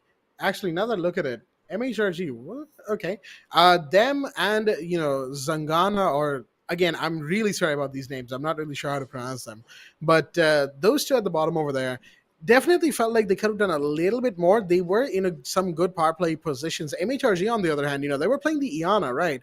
An operator who is supposed to be getting you not just intel, but kills as well. Grenade, Gone 6, utility clearance, and kills, as we saw John do, for instance, on the attacking side. So overall, I feel like Sinners have a couple of, loose threads here and there, a couple of situations where they can do better, and absolutely agree with you on the 1v1s, Opcon. They can do better in those 1v1s. They can overall play better and play not just for picks, but also to clear out utility. As we go into the head-to-head player v player, John and Danger X on both sides for Force and Sinners respectively. And you can see the clear difference. John just an all-out fragger for the side of Force. Sinners as well, of course. Danger X also a pretty decent fragger, all things considered, but I feel like they were a little constrained by the fact that they had to do a little bit more on-site, off-site as well. And I think Danger X themselves took a while to start up. I don't think in the early rounds we saw too much of them, but they were chipping away, 1 kill, 2 kill every now and again. And when it really came to like round 4 or 5 onwards, that's when I feel like Danger X themselves started to pop off, as it were. John, on the other hand, well, it's John. It is to be expected that they're going to pull multi-kill games at this point. So, all things considered, not bad of a performance on map number 1 from them. But on the other side, we will be, wrapping things up here on Oregon and moving to Clubhouse, which is a Team Force pick, folks. And like we said, it's very similar to the situation with Kamikaze yesterday. 7-5 win on the enemy's map, going into map number 2, right? You might be thinking I'm talking about this map. No, that was Kamikaze yesterday, literally.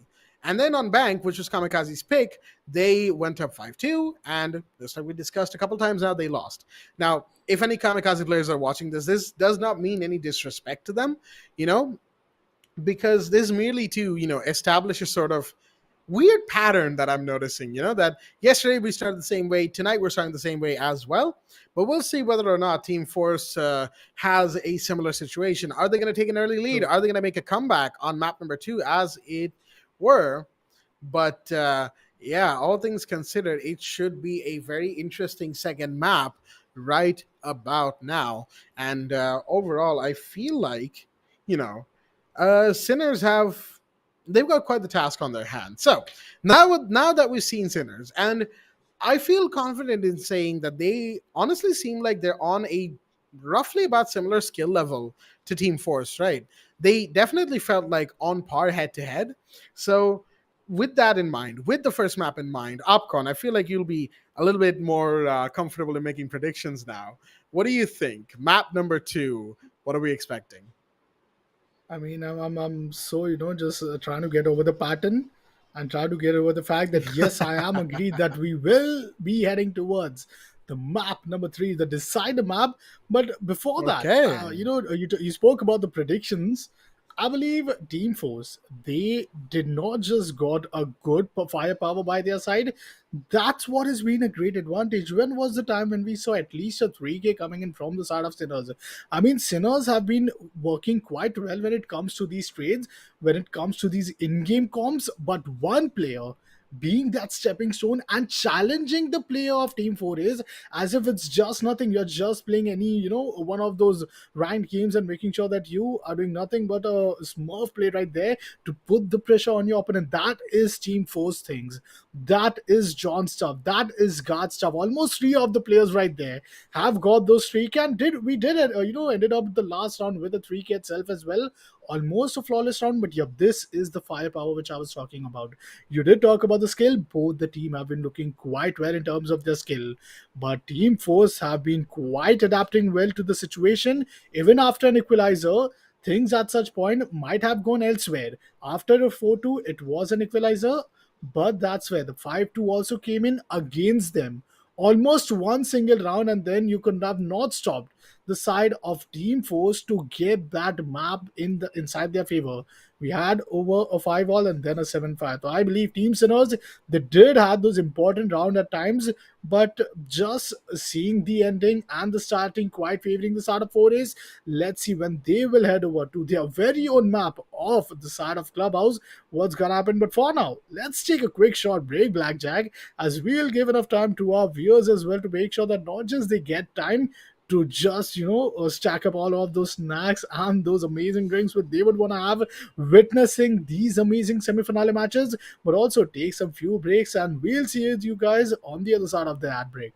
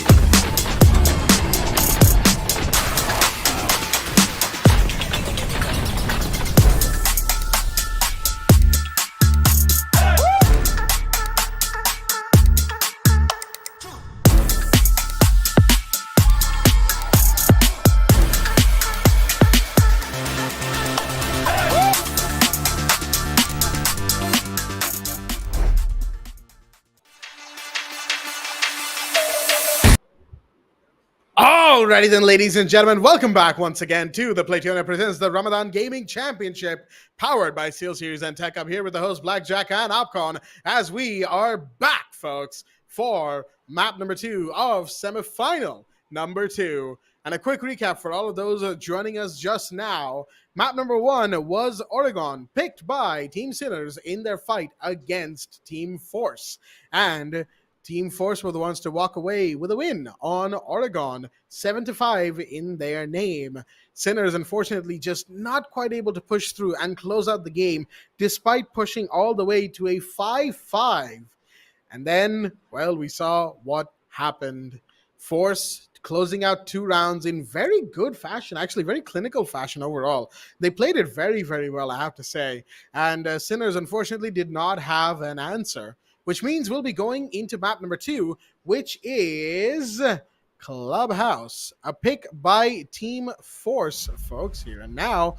And we're going to be going into the match straight away, no delays, folks. Clubhouse, picked by Team Force on the ban phase, as Force is going to be attack first here.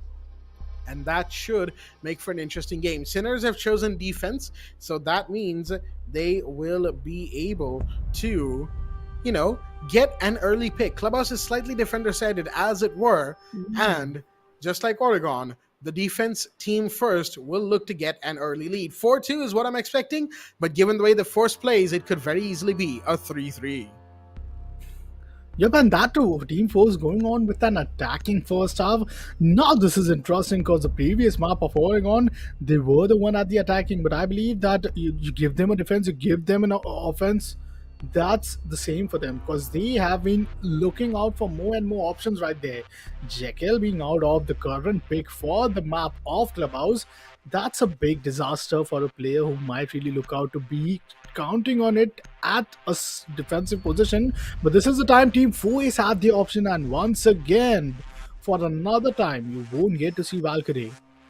Just a last more ban.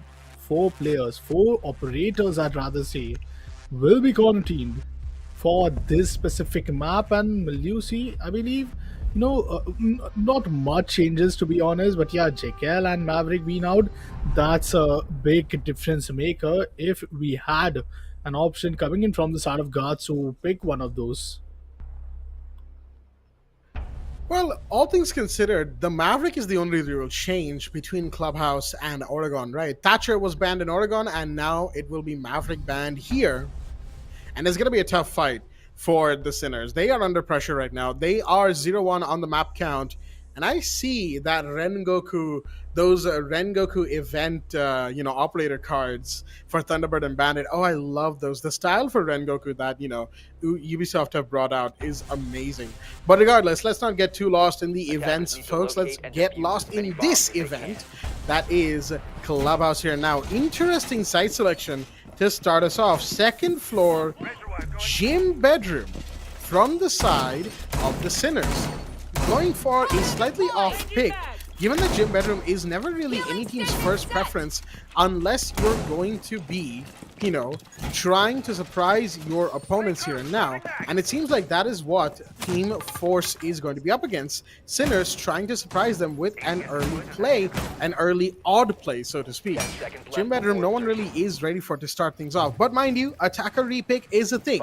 So as soon as the site is read into, as soon as Force knows what is the site, they will change things up accordingly. And looks like we're going to have the age-old heart-breaching duo, the vanilla heart-breaching duo of Thatcher and Thermite. They've been here since day 1 of this game, and they're going to be here once again. No Maverick this time around, so when there's a mute, when there is any sort of interference run that can't be dealt with normally, and Thatcher can only disable it for so long, well, that is where the attacking team, whoever it may be, will be hurting slightly. Grenade did go out on Garage Catwalk, but ML only took just a slight bit of damage right there.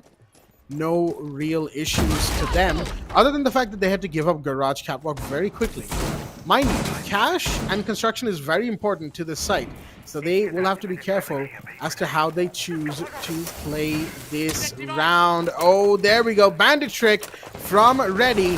We're seeing some vanilla action right about now, but the shots through the window. Nicole more than ready to call out the fact that a bandit might be trying to trick. A little bit late to say that first exothermic charge, but that was the sacrifice needed. But wait a minute! I think the EMP ran out at the worst possible time because the second charge was also tricked. John almost getting taken down by C4 from below. They now know that there is a player all the way down in the basement, but no heals just yet. John goes down. That's going to be a big peek from P9, only to get taken down now by guards. On the retaliation. Aggressive play from Team Force early on right about now. They've taken 2 kills, but at the minute 25 mark, they are still nowhere close to the site. They might be able to take logistics. Just watching the door, Dovtakin right now knows that there can be an entry towards logistics any second now. And if there is, they will need to be able to punish it. Because somebody towards construction is going to be spotted. Wait, guards is in the site?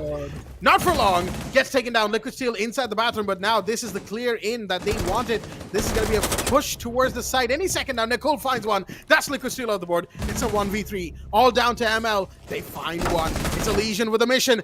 They see where the thermite is. Takes a ton of damage off of that.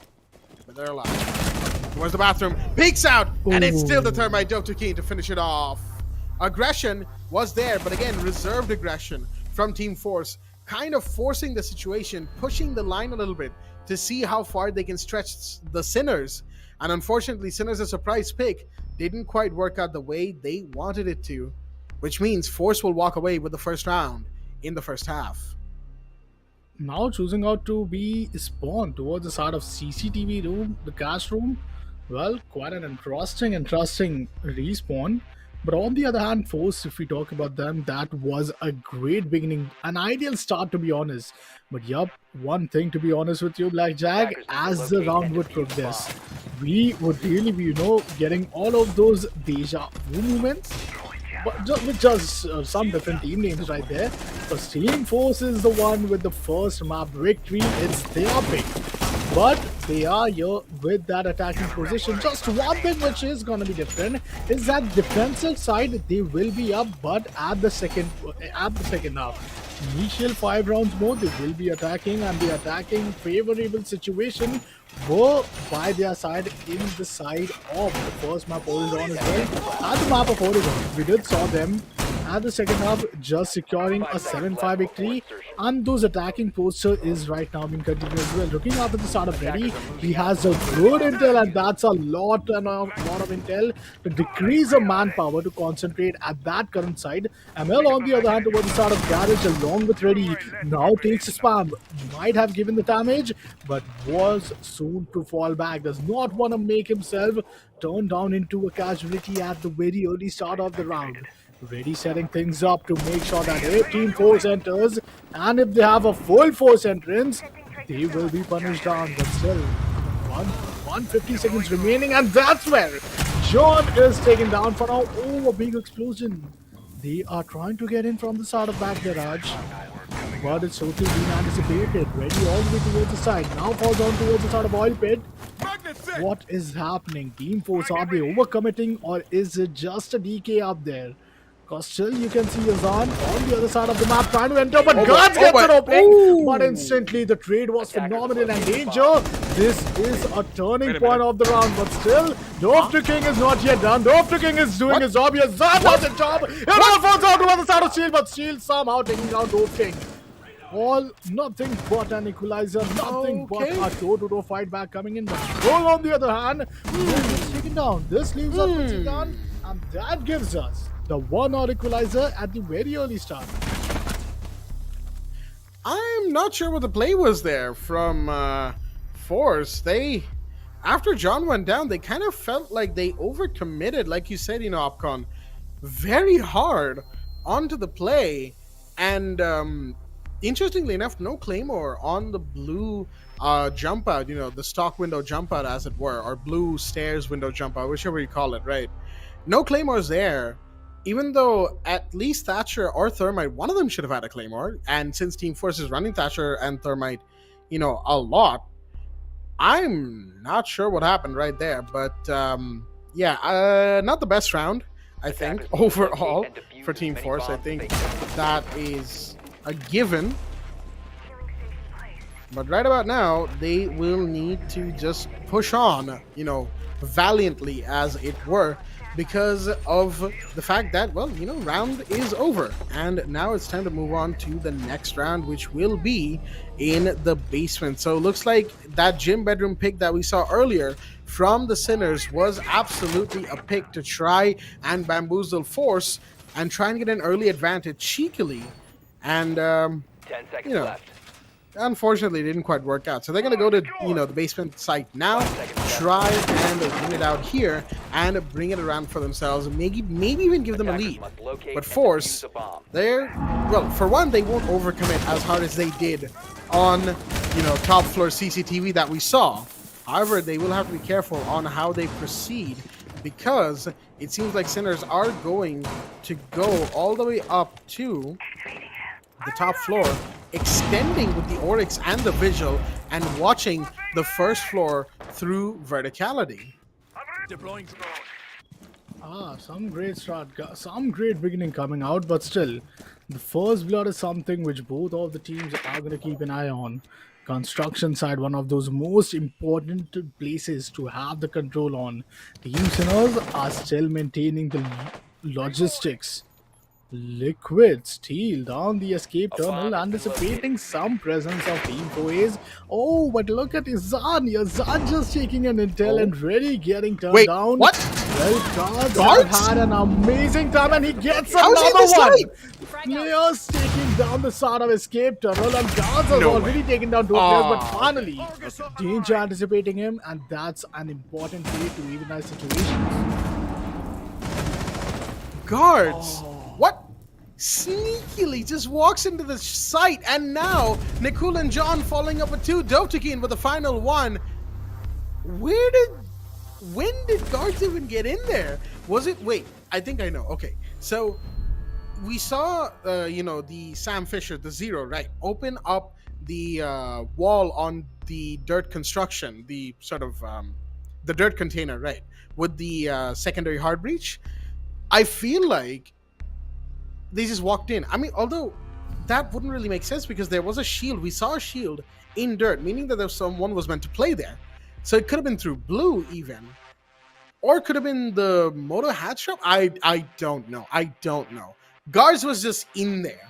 Could have come down main stairs for all we know, folks. But yeah, big play from Guards. Sneak, getting 2 kills, and then opening up the site for Team Force, because it was a big extended play, right? You had the Oryx, you had the Vigil, I believe you even had the Mute playing off-site all the way up on second floor.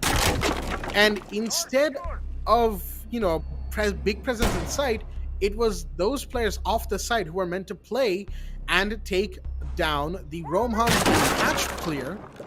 But you had the Nook just get in there and finish up, clean up inside of the site, opening it up entirely, forcing a scramble from the roamers of the Sinners, who then had to run all the way back to try and give themselves room to breathe, and they were denied that through and through. So now it's a 4-2 with Force taking the lead 2-1 in the early game. Oh man, a 2-1 start, but still, situations have been quite even as Team Sinners. They have got that one round. The previous round was completely a disaster, looking after the tunnel control being grabbed up. But Guards, this time Liquid Steel is going to make no wrong calls. But well, no, the reload. Oh, lucky enough. Guards take down P9 nonetheless. But Liquid Steel, for that one moment, might have stopped the heartbeat, but Guards' spotting skills are phenomenal. And that is quite hurtful to see, because Team Sinners, if they lose a 3-1, that's an attacking side which you might be evenizing to a 3-all. At a worst case scenario, that too. So it could be potentially around series going anywhere. But finally, oh my god, Nicole gets exposed and exploded. But still, 4 players surviving. DJ and ML on the other hand. ML takes down John. Just 3 more players left. This could be a big recovery. But look after this pixel. He had that pixel, but did not even I saw situation. Wasn't the first one to pull the trigger. But a brilliant play. Danger left alone in a 1v3 situation. Takes down Yazan with the headshot. Guards just has 50 HP to work with. But guards, his aggression cannot be stopped nonetheless. Okay, oh, he has a good angle, but oh my god, he was just shouting a little bit. Danger on the other hand is down to 15 HP, but the pre-fires are coming in. Dove to King, and he gets another time to get guards back on his feet. Danger gets a good heal, a good resurrection right there for both the players, but oh, the anticipations are brilliant. Guards is still down to a low HP, but Danger is now healthy. It's a 1v2 situation, 1 minute down the low. And that right there is once again just how amazing Thunderbird can be. But let's wait for a moment. The year is now being pushed. Do they know that there is now a Sam Fisher in the site with them? They don't. And Dovtakin will shut them down nice and quickly. Despite the fact that Force were losing bodies a little bit too much in that 4v2, they managed to hold on and win the round. Woo, boy, that could have been big for, for the Jaeger right there, but not so. And guards once again with the opening double kill, absolutely shutting down the side of the defense left and right. This time with the Finca, and once again down the main stairs. Something tells me that Team Force might, that the Sinners might need to look into what's going on that main stairs area, because that's twice now that guards has just run down them and run them down. So yeah, definitely something to watch out for. And guards that have stayed alive even, because the Finca can now self-res thanks to one of the more recent patches, and for whatever reason the healer on the attacking team wasn't able to revive herself. Don't ask me how that works, but now that she can, guards was able to pick themselves back up, put them on their feet, and continue pressuring the Jaeger, while Dovtakin managed to make that flank, use the can opener, get the blue hatch open, and get into the site to finish off the round. Good plays overall and good aggression from Team Force. I feel like Sinners didn't quite expect them to be this aggressive. And it's not to say that Force is being hyper-aggressive either. They're holding back when needed, and they're recognizing situations, and, whenever they're forced to, they are giving away they are conceding some areas and important points to the side of the Sinners. The thing is, they're also taking just as many, and that, big pre-fire. And there were a couple of operator shades there, but no, guards will go down this time. That's going to be ML with the first pick. The Jaeger fires back hard.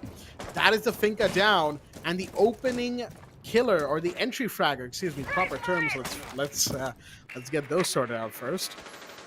Entry killer has been taken care of from the side of the attack. The Finca is down.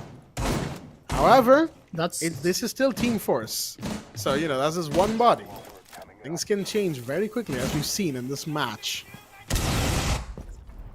And that's a great beginning to take down Finca. Down the side, it's just a 4v5 situation, and I use the word just because Team Sinners, they really need to evenize. But look at the spam. Nickel, man, deals with some damage down there towards the side of P9.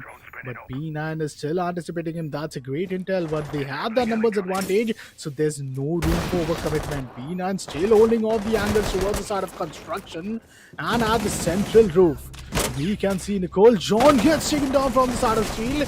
That's probably the tunnel, if I'm not wrong, but ready takes on Nicole. Team Force have already secured an evenization scoreline at the worst case, but this round, if it goes against the side of Team Sinners, then it's a massive thing for them, because they have lost 2 rounds already. A good flash, a good pop flash, but kind of first on. Yazan still trying to make sure that he gets an opening, but Dove to King takes care of the side of Liquid Steel. Another pop flash. This pop flash is gonna just put Dove to King at a very stunned position, but Yazan still trying to make sure he's betting on his gut that there is a presence of not just one, but 2 players right there from the side of Team Sinners, and it's a 2v4 situation. And Team Sinners have been quite working well when it comes towards these initial trade. Dove to King one tapping his way off, trying to make sure that he finds the head, but ML on the other hand, he's just not going to be doing any mistake. Dove to King still trying his best. Yazan on the other hand, he is down to a 2v4 situation. He knows for a fact that the timer is going to be a concerning factor, and Team Sinners are playing for the time. They are playing it quite well, not for the team elimination, but for the time. But the opening comes up, 23 seconds on the clock. Now the drone finally comes in. It's going to use most of the time. Well, only 15 seconds left. The diffuser has to be planted. Dove to King down there towards the side of the central hallway. Yazan enters the construction side, but that's where Eddie will be waiting for him on the other side. P9 comes in from behind. He gets taken down, but whoa, the prone is going to be massive. Now what do we do situation? And well, Team Sinner somehow managed to hold that aggression. Only 4 seconds were remaining. Diffuser had to be planted, but somehow Team Sinner, they managed to get, they did stop getting outplayed within themselves and letting Team 4's getting the best out of them. The opening 3 kills, and like those 3 kills were so important for the side of the Sinners. It cannot be overstated, Not only did they take down John, Nicole, and guards, leaving Dovtakin and Yazan in a bit of a bad position, but they also then held back. And it's really to the credit of, Dovtakin and Yazan that they managed to bring it back as far as they did. Now, sure, the Jaeger player in that round could have played it a little bit more passively, and a couple of things could be cleaned up. Sure, a couple of angles could have been peaked sooner, or something or the other. Maybe there was a lack of intel. Could have been anything, really.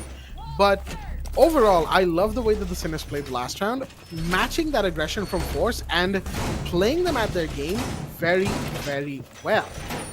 Now the question is, can they keep this up? Because they will need to. Force is still in the lead. It is still a 3-2 going into the 6th round now, as we move to second floor CCTV, the only other site that Sinners won, and it was won on the first try. Round number 2 was when they went to CCTV, and now in round number 6, they're able to go there again. They did lose in church a couple of times, so they had to take a second, but ooh, we have that stocks window jump out ready once again, and it could happen. Danger X is right there. Claymore should go out this time around. Did Danger X hit it? I'm not entirely certain. As we have a breach on the garage by Hibana. Expected breach right there to watch the window of Catwalk and to try and pressure the Wamai who is here. C4 potentially ready for the other breach that happens in garage that is being read by Ready. Increasing our defenses. But no one's here just yet. Drone will be taken care of, but that will simply give away the fact that there is somebody playing up here. But that's to be expected. Deployable camera is ready as well. P9 with a huge peek out on towards the balcony, on towards the, the trucks area, on the garage 4 walls. But nothing quite yet. They could still go for a run out. Here we go. EMPs are in. And another one, that placement that we heard from the thermite, that was a little bit of a bait, but it seems like the first bandit trick will go off, and the second one might go off as well. Grenade didn't find anything, and the breach, will it happen? No, it won't. Bandit trick again. Ready is, true to their name, Ready, but oh no, what disconnection from Liquid Steel at the worst possible time right here. Minute 20 on the clock, and now suddenly the Sinners are playing with 1 player short. Last potential round, and Team 4S knows that they have a defensive position right waiting for them. Being taken down from the start of Yazan, a great nade, but Steel finally returns. But does he returns to the server? Oh, that's just so painful to watch. As Team 4s, they have yet another advantage. Ready gets down. Team Sinners around to just 1 second there, but a good connection up ahead. Oh man, the connection, the reflexes was just phenomenal. Just look after this POV, but man, finally trading him down. It's gonna be the side of Team Force, and well, we head over to the second half with Team Force at the defensive position. Finally, after witnessing almost 11 rounds, 5 rounds previously, and now we get to see 6th round. Almost 11 to 12 rounds post that, we will be seeing Nicole with the mute. On the other hand, Vamai from the side of Yazan, Jagger for guards, John with Lesion, and Ash coming in from the side of Emil as well. So some phenomenal, but Thatcher is right back, luckily. Ace was Steel, but still, talking about the operators and then coming back, the Team 4S do they still have that attacking aggression being stopped? Because no matter they defend, they aggress, both of those sides have been looking quite something, but Team 4S would, Team 4s were definitely able to just get those adaptability by their side. Team Sinners on the other hand did struggle, But a 3-all is something which have been so way more, I'll say brilliant for the side of Team Sinners. Because in case they lose just first round in the second half, and I believe that could be GG's, but well, I'm saying GG's. This is what I say, said 24 hours earlier for the side of Team Kamikaze. But something similar happening what we got to see yesterday as well.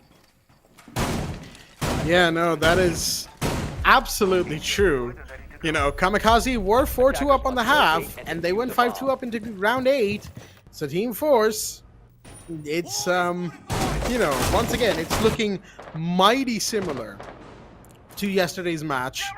As we have moved into round number 7, the other side of the half, of course, Force now on the defense, Sinners now on the attack. Interesting position from John being held there, as they were on that door, potentially looking for a run-up, but no, they will simply fall back and play to their strength. Now, there's an interesting setup that I am seeing here. It is in gym bedroom, but a lot of it is happening much, much later than expected. Some tells me that there might have been an attempt at maybe even faking the site, as we have 2 players all the way down at the basement for the side of the defense. Nope, there we go. No fakes were happening, clearly, because nobody has been bamboozled by it either. Grenades are going out, Selmas are going out as well, as we have the breach done on the jacuzzi wall nice and quickly. The setup is finished towards the cash side of things. Yazan, in the meanwhile, holding a slightly aggressive position right behind the, right on the rotate, not even behind anything, right on the rotate, covered by the equipment in gym. Yazan, there we go. We were just talking about them. They will find the Ash. ML off the board. Big drop to start us off as Guards tries to get another. Can't quite through the breach. Shotguns here from Dovtakin, opening up a few extra lines aside. John taking a lot of damage on the first floor area. Gotta be careful. Yazan off the board. That's a twist from below. And a quick trade and a trade again as Guards takes down P9. But Reddy comes in to find Guards. It is now a 3v3. And neither side has taken a body count lead just yet. Oh man, this is going to be something quite difficult, but Force finally getting pinned down. Dove to King is now being taken down, and that leaves us with John and 20 HP of his and some last player named Nickel. But well, Team Sinners finally just surviving yet. The game is not yet over, and this is what changed since yesterday, isn't it? A 4-2 half was still similar, but that's where 5-2 came. And not only for the 4-2 is a similar scoreline in the map 2 itself, but even in the first map, we saw a 4-2 for a half going inside the favor of Team Force. Yup, they had the defensive by their side. It was a great defensive advantage with Team Force carried, but Sinners at the second half has been looking kind of promising. They have been looking back then, and they have been looking right now as well. Mute once again been the operator pick from the side of Nickel. This is the time. Potentially, Team Sinners would want an equalizer. That equalizer is needed. We are rooting to see today the map number 3, which is the decider map, because that is what decides where the champions are going to head over. They are going to head over to the grand finals at the Playtonia presents the Ramadan Gaming Championship, which is co-powered by SteelSeries, and take up some amazing accessories right there, which you can see on your screens up. But this is something which is just gonna be a big surprise for all of the players as well, who are currently inside the server. Looking after the numbers, John looking quite well. The John which we did knew at the map number 1, Blackjack, is just down to 2-4 kills, and that is something which he could really step up as an amazing operator pick. And now that he is at the defensive position, this is where I expect Team Force to do the job which they do the best. A domination and a streak of 2 to 3k coming in back to back from one single player of their team. Well, for the time being, John looks like they want to go for a bit of a play out of the map. And they will actually get that. Big peek out, and they get the first kill of the round. That is Reddy off the board. And that, folks, is going to be a big one indeed. That is the Capital gone. Smoke cover and flame cover off the board for the side of the attack. they will have to rely on the rest of their utilities to get them through the round right about now. But, of course, it's only one kill. And Sinners can still make their way back from this. Twitch Drone, in the meanwhile, finding, just the regular amount of utility as it were, taking care of it as it goes. And in the meanwhile, we just have the hatch being opened. Okay, looks like the side of the defense has calmed down significantly. John was the only one playing that aggressively off-site. And, well, they're being hunted right about now, but it's guards who's actually right by the garage door. Still waiting for a potential play or a peek right about now. They are being hunted down by the Finca. Here and now, they could go down. Do they know where the Finca is? Yes, they do! And Finca was the one unawares of where guards was. Pushes out of the socks. Is there somebody in there? I don't think so, not yet. Liquid Steel is right outside of it. And they might be able to get the kill just yet. Not quite. Yep, there they do. But the C4 comes in the meanwhile, from the side, Nicole takes down P9. On the stairs, you have John in the bathroom. Just trying to be a little bit of a nuisance for the side of the attack right about now. Making sure that no one, and I mean, and they mean no one, is able to push up at all. What a good, the roam play overall. Very good. Wait a minute. ML is in the site. I don't think they'll be alive for too long. But the mute goes up for a flank. Gets taken down. There's one more defender. Gets taken down as well. Liquid Steel with the triple. Hold on. This could be big right about now. Dr. Keen trying to find one. ML is still in the side, being given cover by the hatch player. The Hibana up there. But the Echo is in here trying to stop the plant. They need to get their drone there in time. I don't think they have their drone left. It might have been shot out. Emma's going to get the plant down. And suddenly, it's a post-plant situation. Dr. King needs to peek this. There you have the Hibana. You have the Zofia. Where is Yazan? They need to peek aggressively. They're going to do it. But the Hibana's still up there. Still watching. And wait a minute. Emma's going to get one. Dr. King. Oh, no. They get the other one. It's a 1v1. Where is the Hibana? Liquid Steel is simply watching. Trying to play it. There we go. Trying to play the vertical. And it's a 2v4 clutch, folks. Oh, boy. The smoke running around inside of the site. Unfortunately, being caught in one of those angles from above. And that means, folks, it is an equalizer. 4-4 in the 9th round. Sinners on the attack are bringing it back. You gotta say, though, the way that Force started that round, it did not seem like Sinners would be able to bring it back. But where did Force make the mistake? And this is the same thing that Kamikaze did yesterday. Kamikaze overextended, overcommitted, and got way too aggressive and way too ahead of themselves. Force, what did they do? The Mute and the Oryx pushed the Hibana in kitchen, not together, one by one. They gave the Hibana 2 1v1s, while ML inside the site managed another kill, putting it in a 2v4. Not a 2v4, a 2v2. And suddenly, it was a bad situation. The plant could not be stopped because the Echo drone was shut down. And then, what did we see? Wall secured. The round go the way of Sinners. Team Force are one step away, or actually a couple of rounds away, from repeating the mistakes of Kamikaze yesterday. And they will desperately want to avoid those. So, let's just hope they can, because if not, then this match is about to turn up to 11 in map number 2 here on Clubhouse. Could have been the best decider one, and that's something which we did saw yesterday. But as mentioned, it's a 5v5 situation yet again. A potential 5-3 has been denied for now, turning it down to a 4-all. Team Force now knows what they have been mistakenly doing so far. Would we expect any change? Well, John gets off guard caught from the side of danger. That's a very clueless situation right there for the side of Team Force.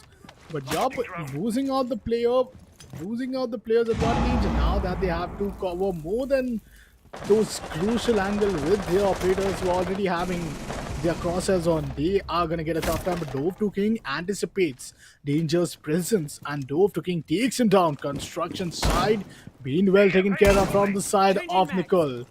Meanwhile, down towards the sort of logistics office, we are looking after Dove to King. Dove to King did manage to get the trade, but still look after the sort of Yazan. What's happening? That's a very, very aggressive peek right there, getting each and every visual. I did miss that there was a visual shield right there, transparent on the side, but still. Just look after the presence. Two players being spotted off towards the side of main entrance. Bomb located by Nicole covering the backs of the side of Yazan. On the other hand, Nicole taking down each and every drone. Sinner on the other hand, can we anticipate a sudden push or a flank to be stepped in? They are rotating, the rotations are coming in. They are all the way going down towards the side of construction entrance. But Nicole already anticipating them. One wall bank could really do the job for the side of Ready, and the peak comes in aggressively. Yazan versus the side of one and only Ready, and Ready comes up on top. On the other hand, the shotgun, and then off to King. PJ taking down two players, and not just two. He gets another one down, but turning him down, it's going to be guards. It's a 1v1 situation. How important is securing this round for the side of Team 4A's? If Team 4A's does not manage to capitalize on this one, it's a very big disadvantage. They need the first round, but P90 gets spotted, but guards, the one better of him takes an instant peek of instant crouch peek coming in, and that's around. Finally, one round being secured. Team 4A, since the time we came inside the second half, not even for once they were able to secure a single round, but a much needed round indeed. And this is just the beginning, and I believe it's just the beginning of us maybe heading to an overtime and not a map number 3, or maybe a map number 3 and not an overtime. Well, we'll have to see. But yeah, like you said, map 3 is looking more and more likely the longer we go into this map. 5-4 right about now. Team Force with the lead. They just about eked that one out. Mind you, Guards was in a 1v2 again. And, well, this time they did win it just by the skin of their teeth.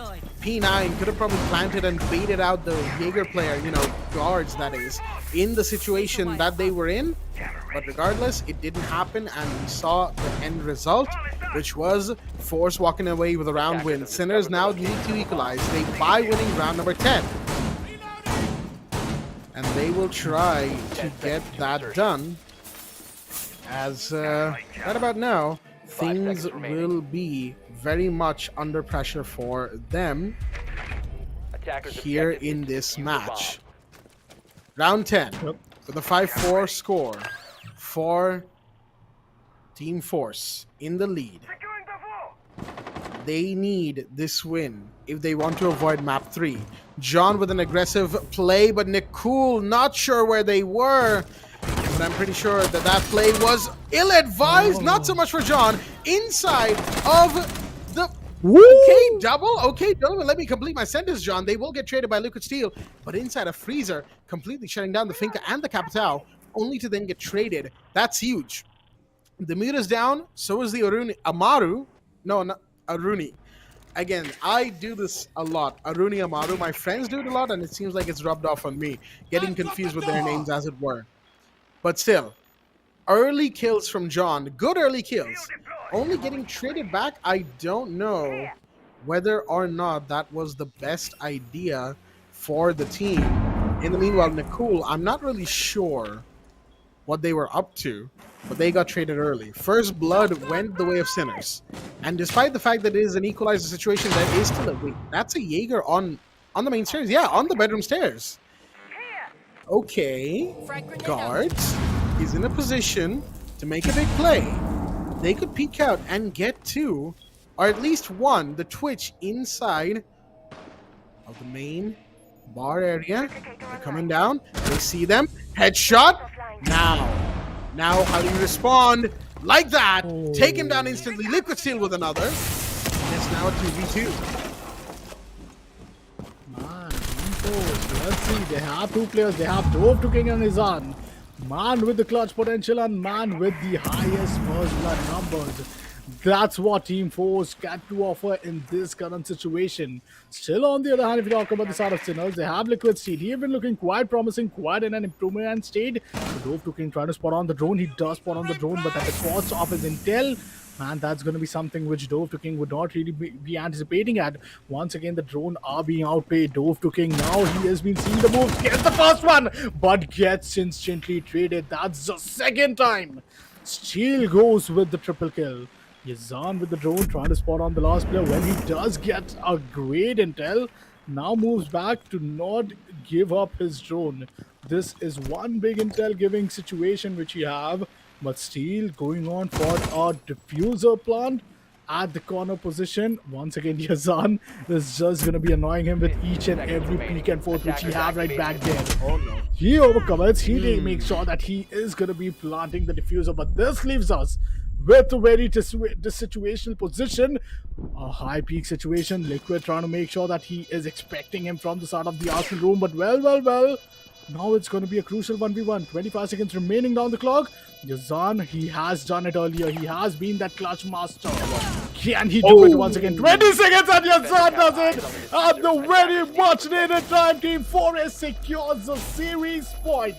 Either we go to an overtime or else it's Team Force who will be the grand finalists for tomorrow's night, which is going to be eventually one great evening, which you will also get to witness as Team KNF have been already holding. But I'd like to hold myself for a second and wait for the next two rounds. It's a 6-4 for the first time. A 6-4 scoreline, because most of this time we have seen maybe a 6-5, maybe always a 6-5 rather, I'd say, but a 6-4, and then Team Sinners. Now only two more rounds. Ace been for the side of Steel. Steel has been amazing out there. But that's where P9, his addition with Twitch, needs to be some difference maker. An attacker Finca from Danger was potentially some difference which we could have expected. But the previous round, Blackjack, what you just saw about the then situation, which completely turned around as Dope to King got an aggressive peak, instantly got traded, and then it was all Yazan, the Clutch Meister from Team Force. I gotta say, I liked what I saw from the side of the teams here. Absolutely well done. And the trades from both sides were, well, not really trades. I would say that it was aggressive plays from Force, trying to, well, forgive the pun, force the situation early. Right, and get away with a big lead. But Sinners kept trading them back, right? Despite the double kill from John, you know, Liquid Steel was right there to trade back and make it a 3v3. And then a 2v2. And then a 1v1 between the SAT operators, you know, Hibana being played by Liquid Steel, and we had Echo from Yazan. Yazan being the one to win it out in the end. 6-4 now, series point, match point, in the favor of Team Force. I almost did that age-old mistake of saying Ace again, but no, they're Team Force, folks. Let's just remind ourselves of that, as the Claymores will go out on the balcony windows on the bedroom side of the map. CCTV is the site of choice here and now from Team Force's defense. The drone will spot the rotates being made in and out of the garage catwalk window, which will be crucial intel to have here and now for both sides. We have the breach going out. There we go. Excuse me right there. Yeah. Spoke over you for a second there. But yeah, breach is going to go off, and that is good time on the breach. Timing, man. Bamming playing a key role right there, but Team Force, if there's a single chance that they are getting outplayed here, it will be from the side of none other than Danger. Danger need to make sure that he shows one single right play. Liquid Steel, he needs that one opening, because once he gets that, there's no stopping Steel unless he gets his 3k. But well, the saver as the dog, guards gets taken down, but on the other hand, back and forth trade coming in, a triple k coming in from the side of P9. For this time, it's not a 3k for the side of Steel, but Nicole takes down the guy with the 3k. It's a 2v2 situation. This is going to be as close as anything. The grand finale point is now going to be on the line where you will get to compete with KNF. But Liquid Steel is alive inside the server. We have ML, we have John, we have Nicole. Well, not the clutch, to be honest, but Team Force it is. The biggest firepower was by their side.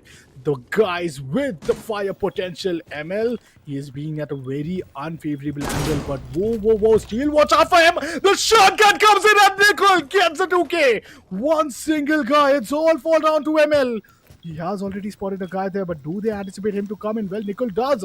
Nicole does at the very right time. John, meanwhile, could come up with the double peak. Does the double peak coming? If it does, then yes, I see the game going in for the side of T4S. And yes and no, T4S goes There in with the we victory, go. and that is the grand finalist we got tonight. Well, potentially a 2-0, a 7-4.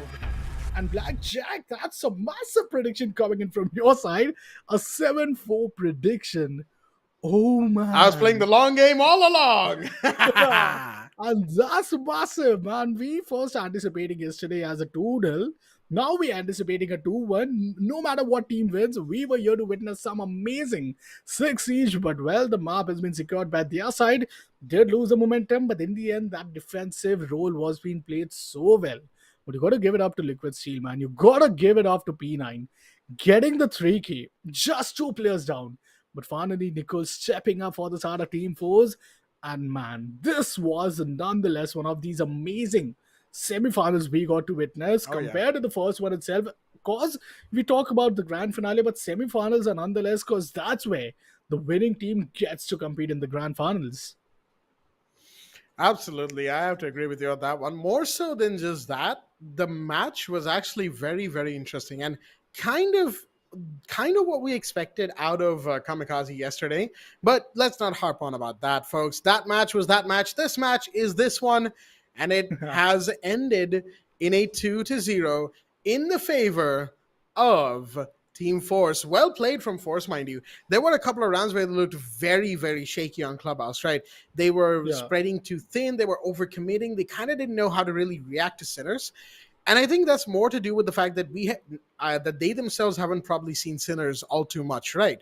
Before this is probably one of the first times that they're playing against the Sinners, and that's why Force was a little bit all over the place.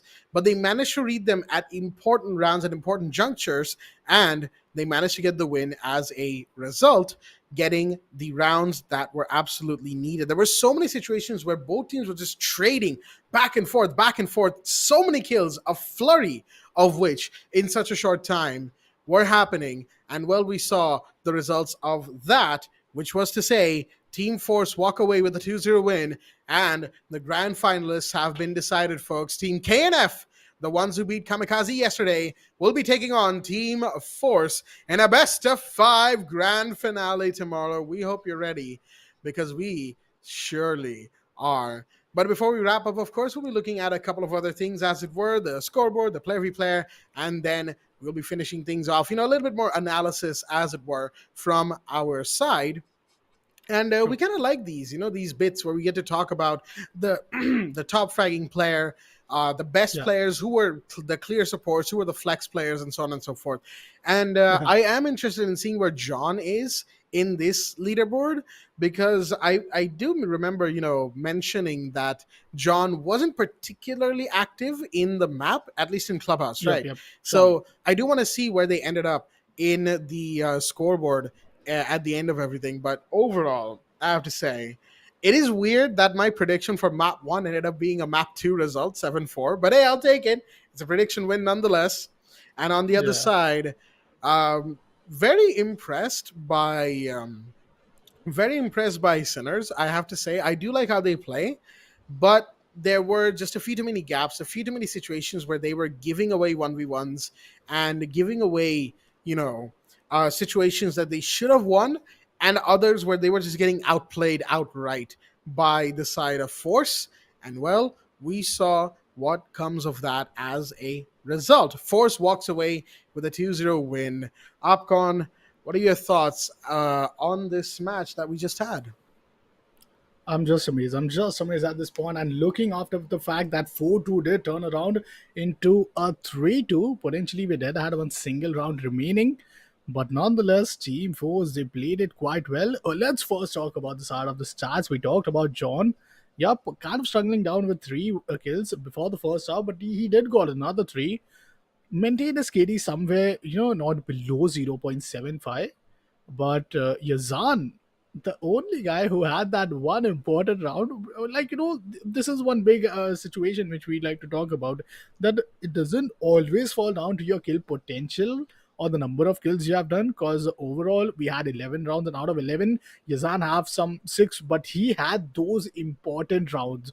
Those important rounds were the reason that first game did not went into an overtime. Potentially, it was a 7-5, where the first round itself was being started from a clutch, and Yazan saving the day even at the clubhouse after the diffuser was being planted. But gods, the man with the 12k followed by Dove to King and Nicole stepping up at the very right time. And Dove to King and Nicole are those players who were playing the unexpected always. But Liquid Steel, those 2 rounds could not be forgotten.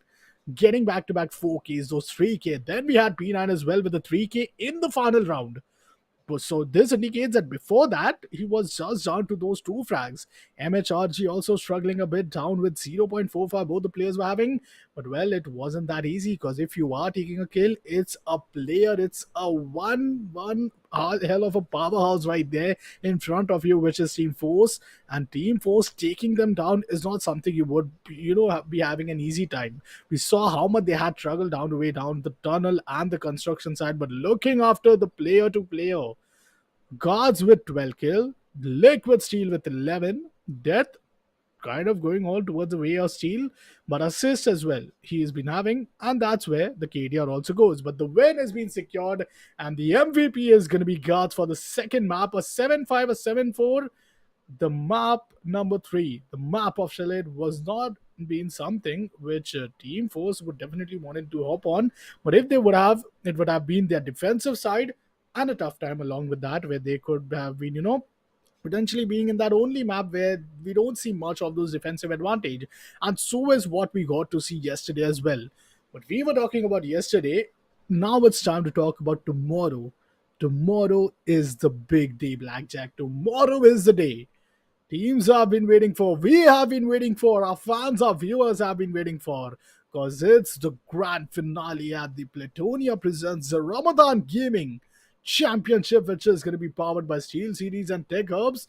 Some amazing sponsors and brands we had associated with this massive event of some of those favorite games of when it comes to 5v5 tactical shootouts, the Rainbow Six Siege. But man, this was an amazing evening, and this is where we gotta put a spotlight at that one small thing. We had 2 teams being up from the round robin format, another 2 team from the open qualifiers. Team Kamikaze came, we had nonetheless one and only Team Force come up. But yesterday, Team KNF proved that they are here to make sure that they'll adapt to each and every opponent. And Team Kamikaze, even after qualifying from the round robin, they did got eliminated. Not in the overall map with a 2-0, but yeah, that was a tough fight. But if you talk about today, it's the team who won from the round robin format. The 4 teams who were getting to play up against each other. We had Team Force, we had Team Kamikaze, we had Team Anti-Ranked. But now it's gonna be the side of none other than Team KNF, who will be competing up against Team Force tomorrow. And Sinners, they played it quite well, made it up all the way from the open qualifiers. So tomorrow is still the day where you have this massive team who won the round robin and this team who came up from the open qualifiers. Now, which is going to be the one who will take up the title for themselves? Take up the entire, just sit in the throne, making sure that they will be crowned as the champions. That is something which I'm already feeling excited for. Absolutely agreed on that. So, folks, that is going to be it for the semifinals here at the Playtonia presents the Ramadan Gaming Championship, powered by SteelSeries and Tech Up. Here with the host Blackjack and Opcon. We will be signing off here, along with the producer, the production and admins, and everybody else in the back end. And we'll be back tomorrow. Well, not even technically, it's already tomorrow, but it's also not. It's kind of close to 12, but you get the point. Regardless, we'll be back very soon with the grand finals, best of 5, Team KNF versus Team Force. We hope to see you all there. Until then, stay tuned and good night.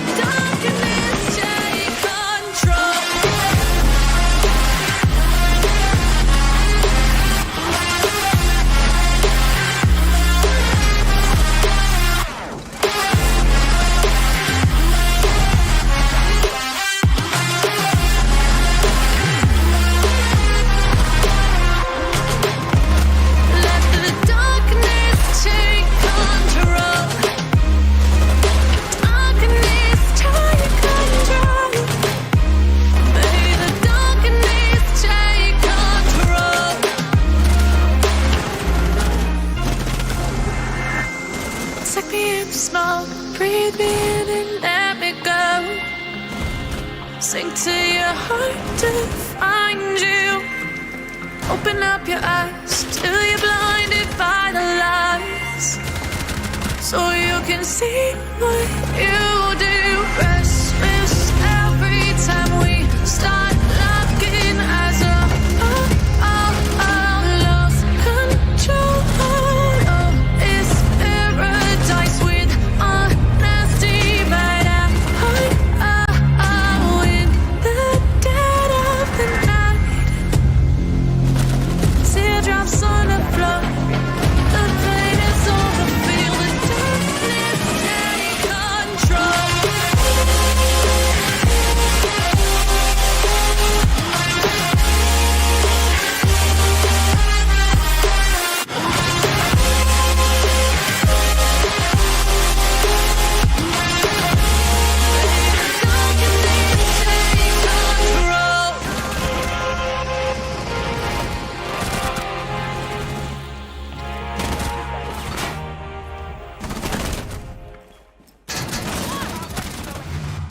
I'm on my own, broken alone.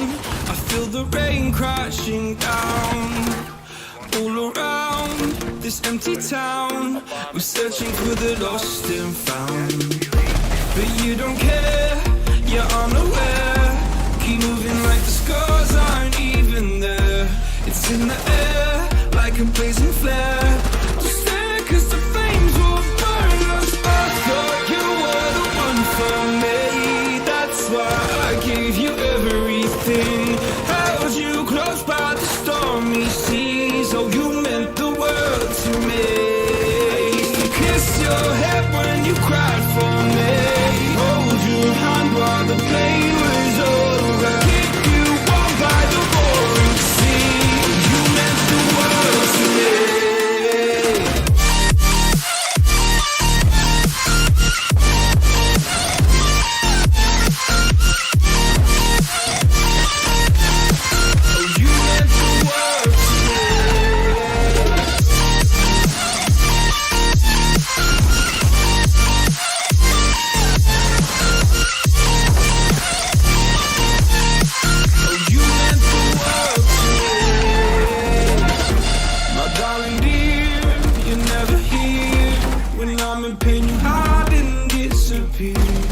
Shadows in the atmosphere, charting the stratosphere.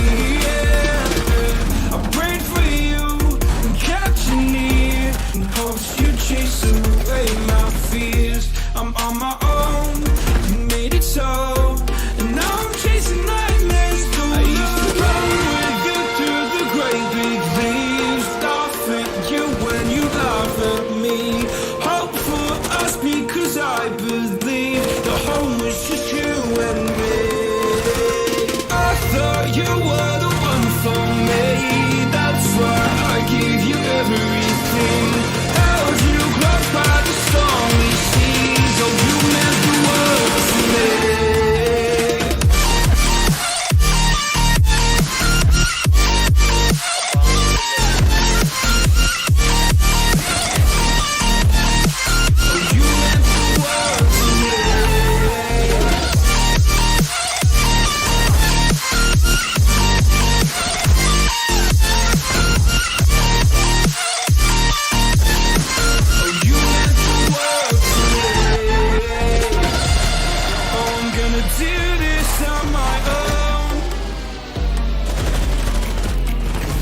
No point in blaming you, you did not know.